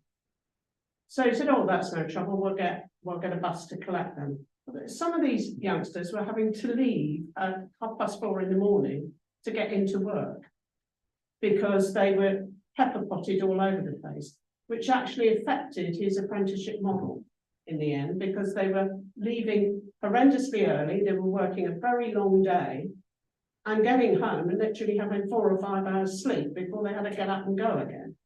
So the retention there was challenging.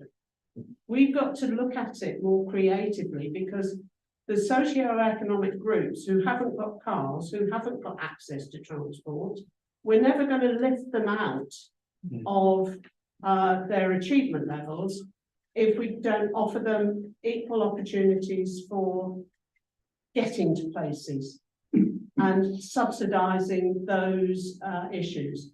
We used to have things called breakfast clubs for businesses, where managers used to get together, once a month or something, and talk about what their key issues were, and with recruitment, with workforce, with retention. I don't know if those still go on. Maybe Chris is nodding vigorously that they do happen. They're not very well publicised then if they do happen. So maybe we need to explore that. I'm really keen to actually help young people get these opportunities and get a foot on the ladder, because if you can't get somewhere, as somebody else said, it's pointless applying to actually join. Digs. Digs.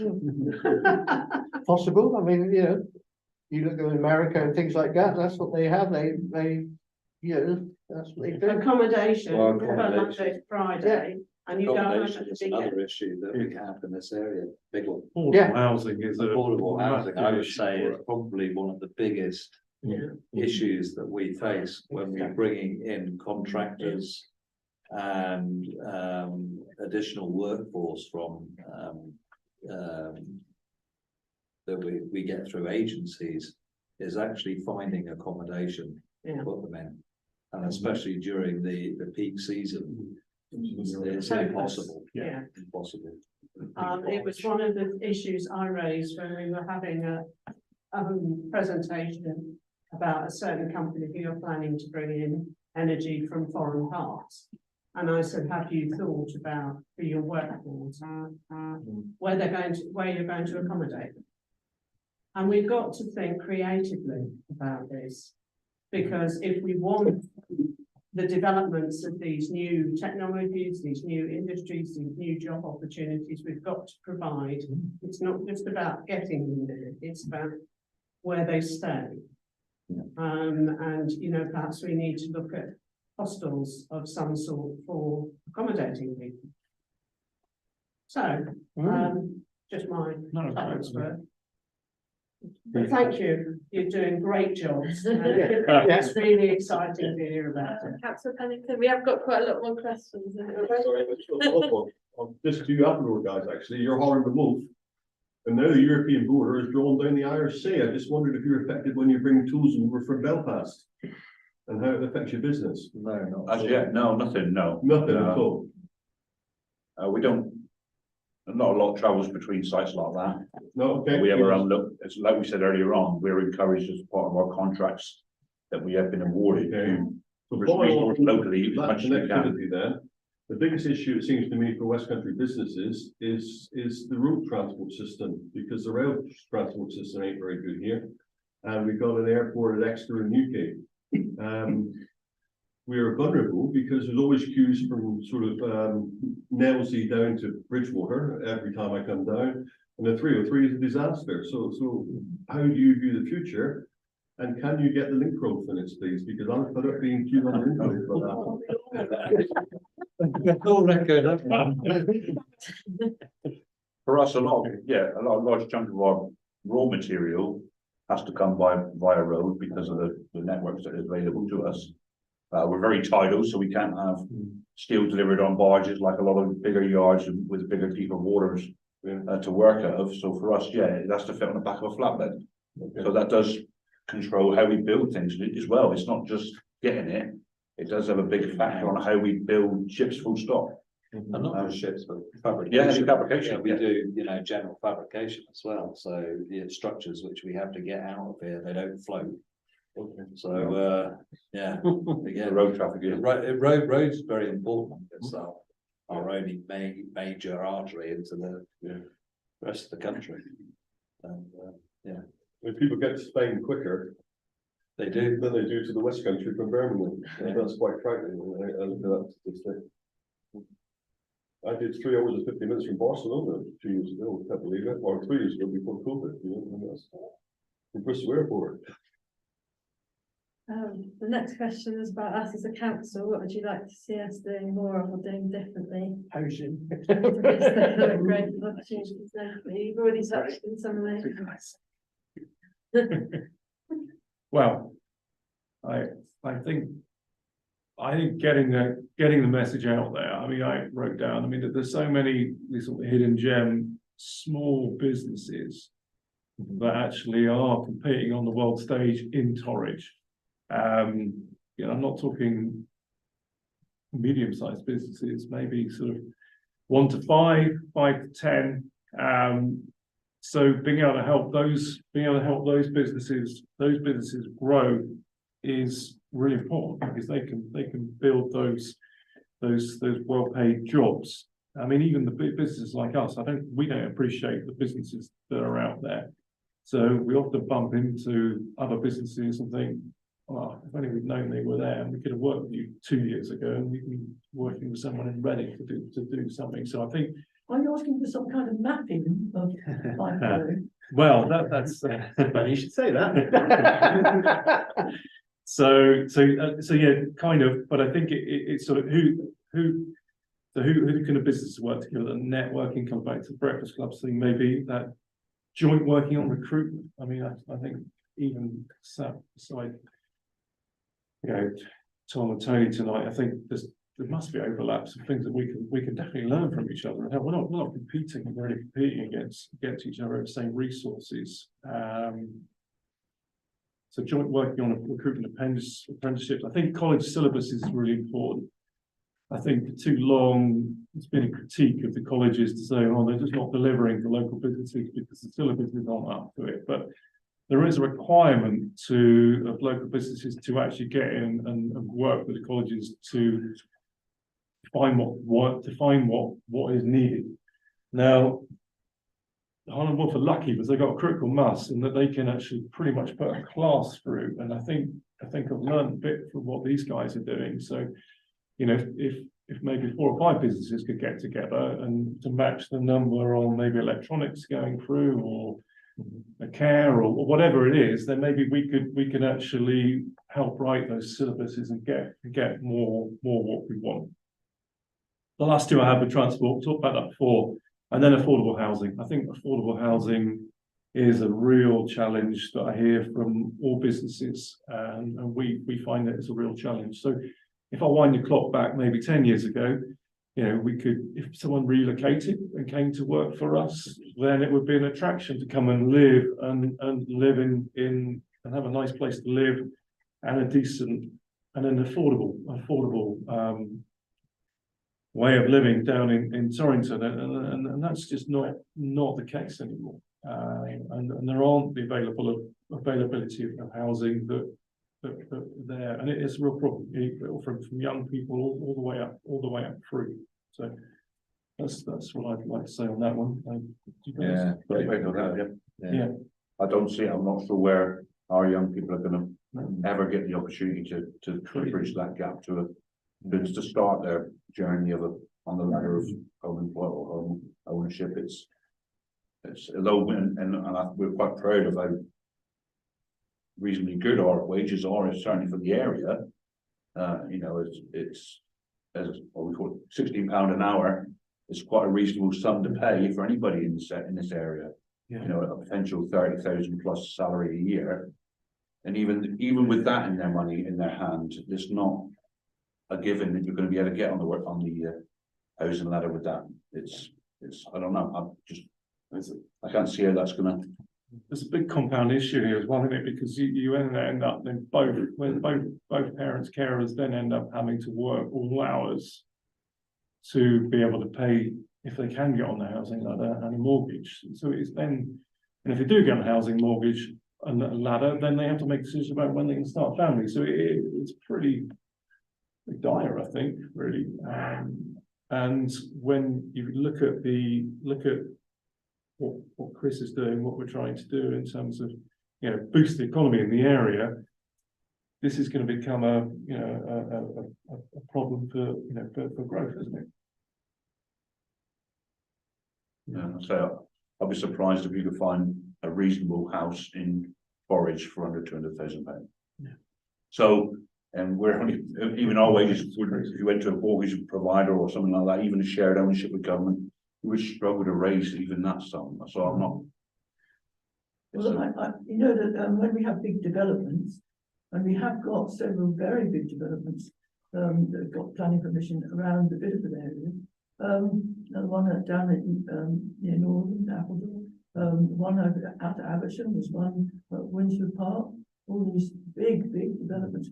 But the problem is that they're at the initial stage of the planning permission, they're supposed to commit to 30% of affordable housing or rented social housing. But many of these big developers in the past, when it comes to the actual building of those houses, which are last, not first, they then renege on it and say they can't afford to build them. I mean, and I have to say this, but Torridge has got a reputation of caving in to big developers so that they don't get their commitment of affordable housing. And yet you're saying we really need it, and of course I know we do. And I think that's something that perhaps Torridge could do, and that is being firmer and more committed to ensuring that the details of the planning consent are adhered to, and that big developers who do make loads of money, I mean, one of the developers has made billions last year, they cannot really plead poverty. And they are causing this problem, some of them. So, and affordable housing is though, what is affordable housing? Well, That's the question. It's different to everybody. Well, It's the national average, but again, the Torridge is not a national average. Yeah. We've already covered that. One of the questions is, this is considered a low income, low. that's not the issue really. So what is the national bar that they'd be asked them to reach? Well, Is it? perhaps we should, because sometimes it would be rental housing and not buying, okay? But the point is that they have this commitment to provide these affordable housing, which will be much cheaper than the rest of the houses, and they don't do it in the end. They renege on it, they wriggle out of it. So, you know, that's something that we could do. We could be firmer, we could be more challenging, we could be more insistent that our local people will get some kind of opportunity to buy a house. And that isn't happening. We're also trying to get more community land trusts. Yes, forward, aren't we? land trust. Yes. More land available in that way.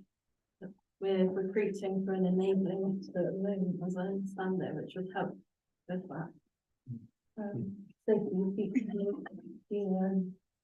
what was the name? Implication to enabling officer. Yeah. Yeah, they're just, they've had a look at the job description, reviewed that because they wanted it to be more strategic, because obviously we've heard a lot about we need to be enabling through the planning system. So that will go out to recruitment shortly, and we're just hoping someone with those skills will come, because we've missed that post for a substantial period at Torridge.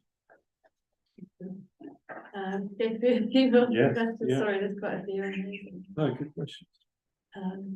So yeah, the next question was, due to the high levels of deprivation and inequality, Torridge was picked for levelling up partnership from central government.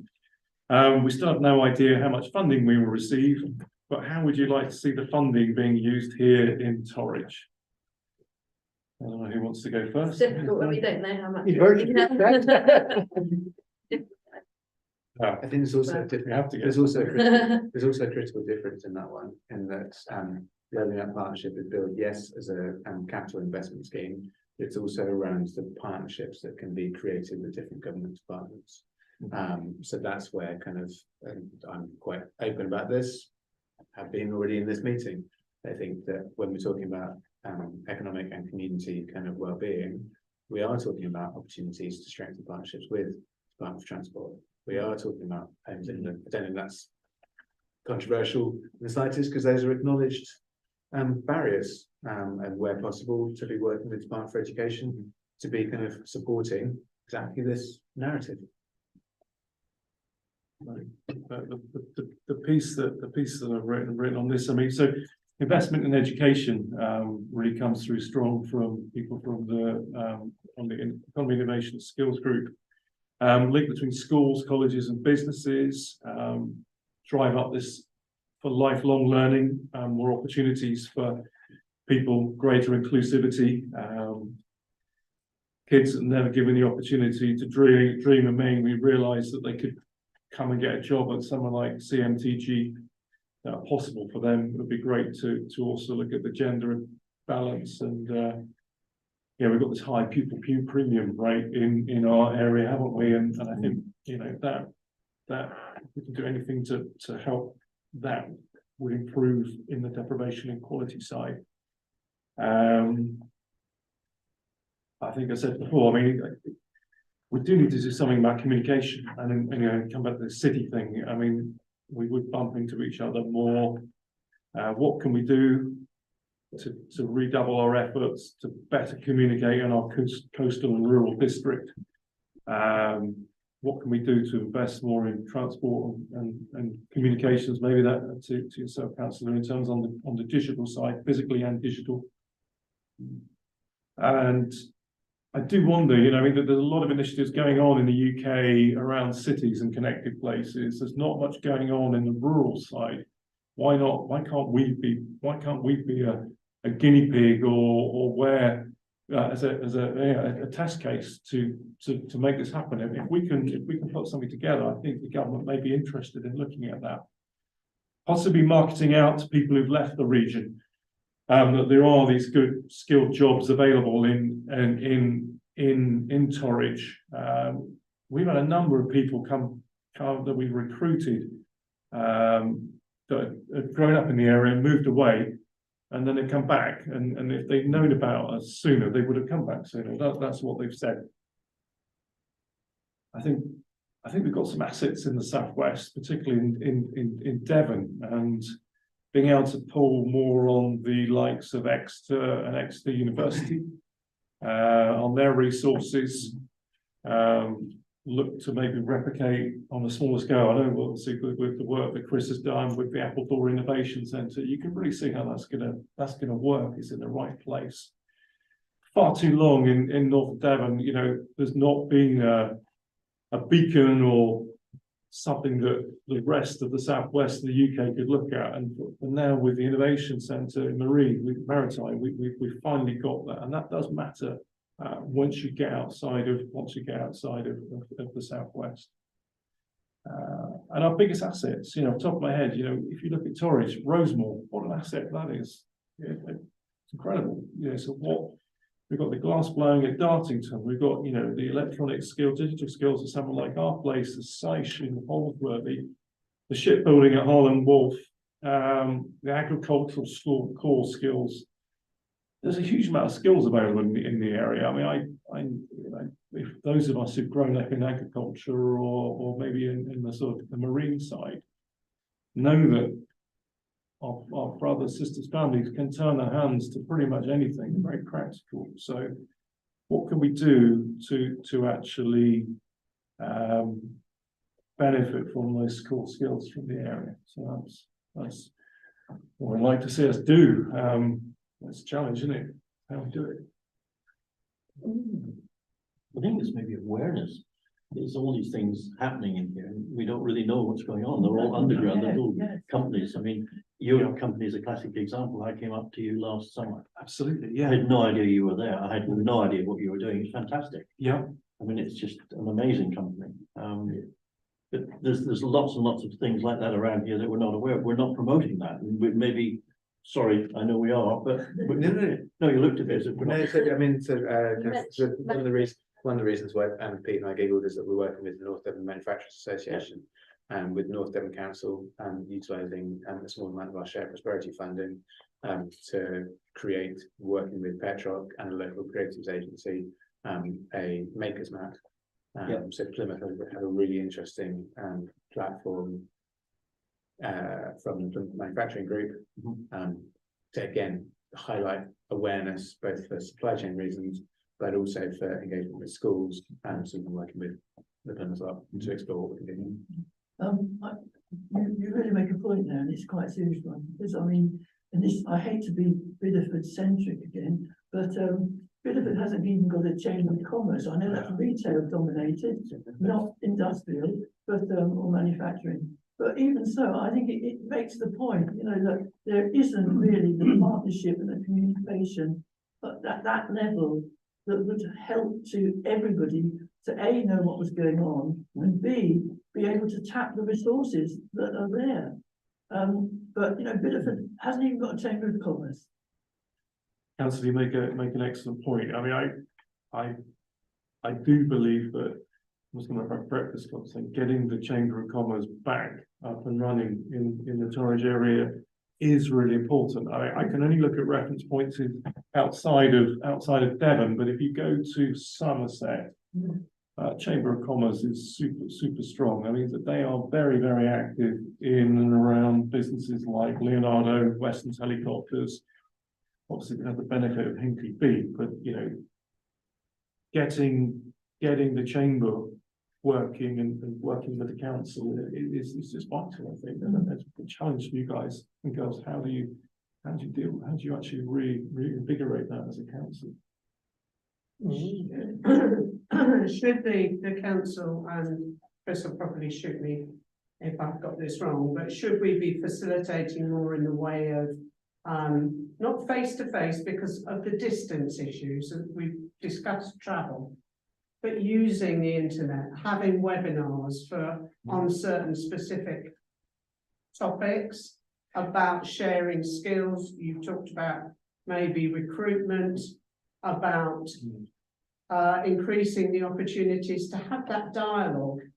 And you can achieve so much by having guest speakers like yourselves to give an hour of their time, and the audience you can actually reach is quite colossal.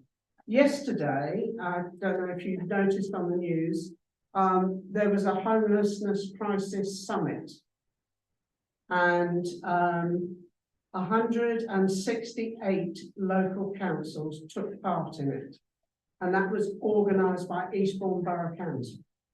So it wasn't a big organisation doing it, but they felt there was a really critical issue because of people's budgets.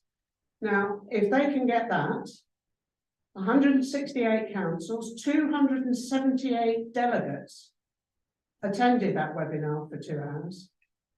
And it is achieved, I think, and will start things moving. And I think that's what we need to be using our skill set to facilitate these things and to work with you. Earlier on, we were talking about childcare and the difficulties facing that sector and parents looking for places for their children. Your workforce, if somebody's got a child and they haven't got anybody to care for them, they're not going to be able to come and do work for you. So, you know, a webinar for and facilitate that, to get the childcare providers together to talk about their common problems and what we can do to find solutions. And I think we need to be using those mechanisms, and Chris is frowning at me, so. No, not frowning, I think being realistic. Yeah. Is the honest truth. We're a small council with very limited capacity, and if I went round each of the councillors, they'd all say, we need to be doing this, we need to be doing that, we need to make sure that we're both deliverable and kind of targeted. I would sort of kick back, for example, over the last 2 years, the marine events that we've held have connected over 200 kind of businesses in the area. Now that's a specifically identified opportunity to grow a significant volume of high skilled jobs where we've got a route to actually having impact. I'd also say sometimes it's about getting other partners doing more rather than Torridge doing more, where we don't necessarily have the expertise or even, as in that case, probably the remit to do it. So I think it's, yeah. But I think with the Levelling Up Fund, about facilitating and achieving the 4 target areas that we've got to do, have projects for, then I think that might. Although, again, important to point out, those are capital projects. Yes. So whereas that would be kind of very much on a revenue kind of. Well, there is some revenue funding, but not nearly that kind of volume. Can you describe what one of those projects might look like, Chris? At the moment, you don't have to be anything specific, but just for me, I don't totally understand what you mean by capital. The Levelling Up Partnership is we are one of 20 in England. The other one in the southwest is Torbay. Being done on a phased basis. Torbay being done on the first phase. They're looking at capital projects to invest in, for example, town centres and town centre improvements. Now, actually, what's sort of the minister sort of is feeding down through his team, is actually they want to see those capital projects that will impact directly on the 4 metrics that have been used to assign those partnerships. So that's GVA, that's average earnings, that's skills to level 3, and that's healthy life expectancy. Now, actually, when you look at projects like we're doing kind of with the Appledore Clean Maritime Innovation Centre, actually that directly hits all 4. So it's looking at kind of moving forward on actually what projects will have, and sort of the DLUC are very clear, any interventions, they're looking for kind of, as we've been told so far, 2, 3, maximum 4 interventions that will make a considerable shift in those metrics. So what we're not talking about is a plethora of small things that will just make a kind of tiny or almost unnoticeable gain, but it has to be large ticket kind of things that will significantly alter the status quo. Thank you. It's kind of exciting, yet frightening. Yeah, and sort of I think we now have greater understanding from kind of sort of minister and the sort of civil servant team, and then kind of Steve is sort of working on clarifying that even further so that we can come back to kind of members and kind of update, but also it's now about establishing a process with DLUC around how we move from this initial briefing through to kind of project development that they see taking place in March next year. I think we've already answered a lot of Yeah, questions. I think we have, yeah. Because we've sort of answered them through what we've been talking about anyway. Unless anyone's got anything burning that they'd like to ask. I just thank you for this opportunity to talk to you, and I think, you know, there's lots of things that we'll be thinking, I wish I asked that, so at least you're approachable and we can get hold of you, and you know, that's the most important thing. And like Chris is in, for us, the councillors, we can go to Chris and say, oh wait, I've thought about this. He knows the way of doing it or whatever, so we have got a bit of our council is proactive, and that's that in my opinion is very good. Yeah, we really appreciate you coming in and taking the Yeah. time to. It's been very interesting. Well, likewise, it's nice to meet you all and have the opportunity to talk about these things. So thank you very much. Are there any sort of actions that councillors want to take out from this? Just one thing, Chair, if I may. Today, let's be part the Prime Minister's meeting about artificial intelligence.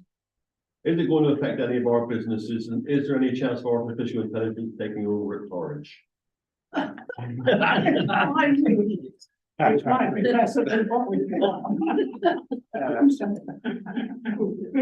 think you'd be surprised already around kind of some of the businesses that are using machine learning and artificial intelligence kind of already within their operations. I know Pete does at CMTG. I think it's very easy to kind of throw out catch-all terms around artificial intelligence without actually understanding what that actually means in terms of the plethora of tools that are available out there and uses. And I will utterly then stop because it can go into monumental hours-long debate that I'm not equipped to talk about. I did have something to put on to me. I'm not sure whether it should be on the forward planning thing or the action list, but and it's very germane to what we've been talking about with housing and that. I would like to ask us to call in Westwood Housing Association. I mean, there's a couple of other housing associations in Torridge, but that's the one that took over the housing stock many years ago. Just to ask them basically how many people they are able to accommodate, how many is on their waiting list, and also what the status is in terms of them selling off their stock, because of course now they can do that. 8 years ago, I think it was brought in that the housing association could sell their stock. But also in terms of what they're doing about giving the houses the renovation for insulation and possibly installing, heat exchangers or, solar panels, whatever they feel, we feel should be the thing, because, in terms of the green, energy and all the rest of it, that's also very important if we're going to get houses that are affordable to people to live in, who are going to take up, we hope, these good jobs that are available. So is there any possibility we could ask them to come along? There's no rush with that, but, Yeah, I think we might already be on that sort of list of people. You can invite us, well, not on the rotor, but we've got a list. so they're already up there in the call. I don't know if they're on the list for this year, for 23 and 24, but yeah, no, I think they're on the list of. So I haven't seen them on either of the lists we've got on that. Yeah, no, I don't think they're on our forward plan for this year, but we've got like a larger list. Oh, I haven't seen them. So I've got an action here about looking into the numbers and statistics on gender equality. We'll talk about that in the workforce. That, if we can look at that, obviously talk about getting statistics for that. Yeah, that was And right for getting the, girls into apprenticeships. yeah, And we mentioned Emma, yeah, who won the North Devon Manufacturing. so if we can all spread the word about that and Yeah, try and get absolutely. more with it. Amazing. I'm guessing that was in the press. How long ago was it? It's gonna go in the press, I think, hopefully next week. Oh, Yeah, right. yeah, Oh, we're that's gonna- quite- We can always really about 2 weeks. Yeah, we've only been given Oh, permission right. to talk about it. Oh, brilliant. Oh, I didn't Yeah, know. It's how- really recent, yeah. Oh, really recent. Yeah. Oh, excellent. Another one, an action which we were already looking at anyway, is bus services and transport, and maybe looking at the opportunities for community transport. Cheryl, could we talk, Petrov obviously weren't able to make it tonight. Yeah. I think there was, I've attended something where Petrov were talking about working with employers to tailor, specifically about the, Appledore Shipyard, about tailoring courses to meet the business need. And whether they've got any future plans for doing that for other businesses and whether there is a market for that, and their plans for gaining university status. Because to have a university in Northern Devon would be a great feather in So our, we could have that as an action for Petra yes. when they're able. I know they're working on it. I spoke to Sean this morning, Yeah. and actually both Sean and Bill send their big apologies to the company here. They actually both have wives in hospital, actually. So they I don't know why Sean was at the meeting this morning, actually, but I think it was regretting it. But no, so they do send their sincere apologies. I know the work we do on the Economic Education Skills Action Group as part of Northern Devon Futures. Yeah. There's a lot of work going on with the Petrov University Centre. On Saturday, Petrov has its graduation ceremony in the Queen's Theatre. Michael McCogo is actually going to get an honorary doctorate, so that's quite cool for our area as well. But so they are working hard, and we're working hard. But I think it would be so good if we could get more genuinely credible education, university education in our area. Well, that would obviously raise our skills level. Absolutely. And afford people the opportunity to study more. Yeah. Another thing I've got down here, could we be updated with the makers map that you're talking about? Because I think we'd be interested, and then we can sort of share and spread around like that. And whether you might look into the webinars, Chris. Well, I think our officers are going to be quite busy with Okay, that for a long while. we'll leave you thinking on that one. And also, what do we do about the Chamber of Commerce? Who should we contact on reinvigorating that?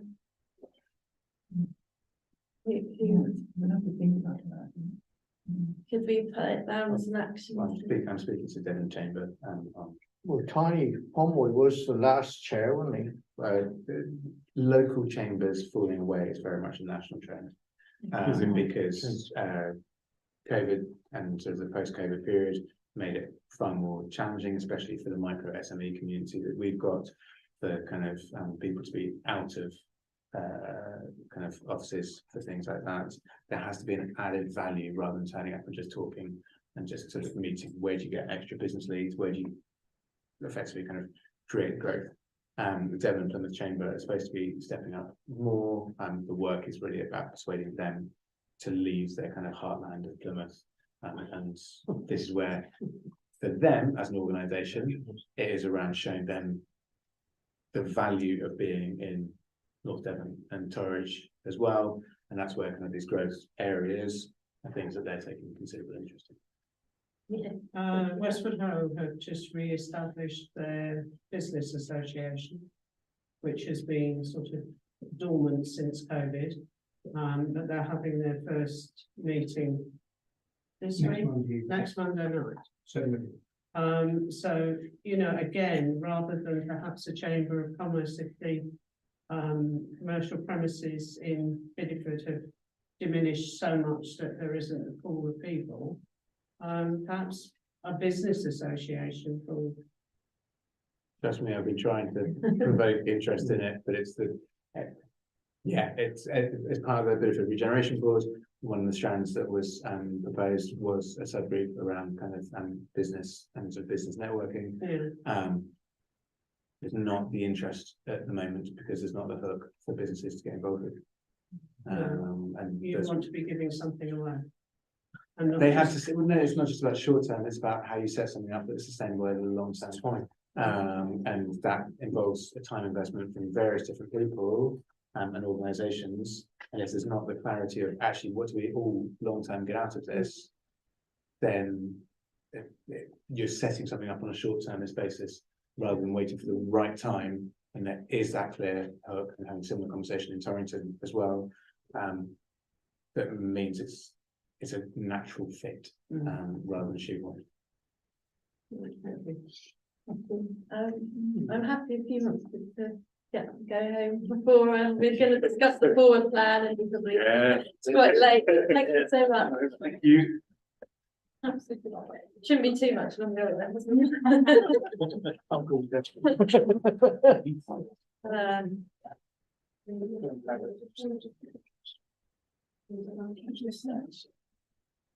yeah, please get in touch. Yeah, absolutely. Yeah, no, it'd be my good.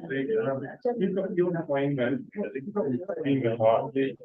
They don't do it by the next. If you always catch up. Good for having different names for people. Yeah. Yeah, exactly.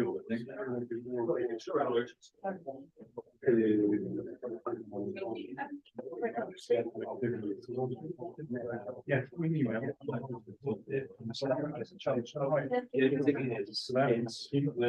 We can check that video. It's just although we did this on the week answer. Yeah, then, fine, an email attachment. They don't even. Okay. Yeah, that's calm now, look. Okay. Thanks. Thank you. Thank you. Nice meeting. Yes, thank you. Hopefully back at the town hall. I hope don't mind me doing that. I just thought they could probably get home while we discuss the plan. So we 1st November today, we mentioned about the community safety partnership, which is so that looks like it's going to be squeezed in on the 30th of November at 2 o'clock. North Devon are organising it, so it will be in Barnstable, and Toby's got to confirm it. So that will replace the one that was postponed on 12th of October, and then for 6th of December, we're trying to get a joint meeting together with North Devon, but we're struggling to get one on dentistry because again that's sort of going through the county scrutiny committee. But there was an article in the local paper about dentistry and I'm trying to think where I've read this. But they seem to be a little bit further ahead than we are. I think North Devon is still fighting to try. I think Slane Saxby's driving the key force behind that as well. Yeah, so I think the NHS have come back to North Devon Council basically and said that the scrutiny committee for Devon County are where they report to. Right. So that's where they would suggest. we So go. politely go away and Yeah. what to, Yeah, to grown-ups. Yeah, big boys. we're still being responsible, aren't we? Yeah. Right, so it's on the 30. And This time around. And it's a Brinsworthy option. yeah, Brinsworthy, the Yeah. community safety partnership. I was wondering if we, for 13th of March, if we could put active torage on there, because that will be around about a year since we last spoke to them, and I've declared an interest as a director on the board, but there's a lot going on, and it would be good to for them to tell us exactly what's happened and what the plans are for the future, if councillors are happy. Yep. Yeah, so put that one for March. We've got Pickwell in for April, which at the time was good timing, wasn't it? That was Stacey. Yeah. We thought that April was. Yeah, I mean, it's up to members when you'd like them and when they're really keen to come and talk to the committee about the work that they're doing. So I'm pretty sure they can be quite flexible on dates. So if we leave that on there, January, well, December, Lendol, you've already contacted Lendol. Yeah, so I have emailed Lendology only this week though, so I haven't heard back from them. Okay. And obviously, Petrol weren't able to make it. Yeah, I wonder if Petrock might be able to come then as well. Or Either of those. Or would that I've got be this too much? view. In January. and another one we were wanting to ask Stagecoach, weren't we? Whether we do that for January. Sounded pretty urgent, the transport. Issues, yeah. Should we put that one in for January? You can ask, but they don't have to come, do they? No, hopefully we will. Yeah. And we were lucky, like today, we had quite a good representation. I was pleased that they were willing to attend and had some excellent presentations. So they have got a new timetable out, which they published. So, I got that electronically, so I don't know if people. There is a Not Sunday service from Torrington now, which is an addition.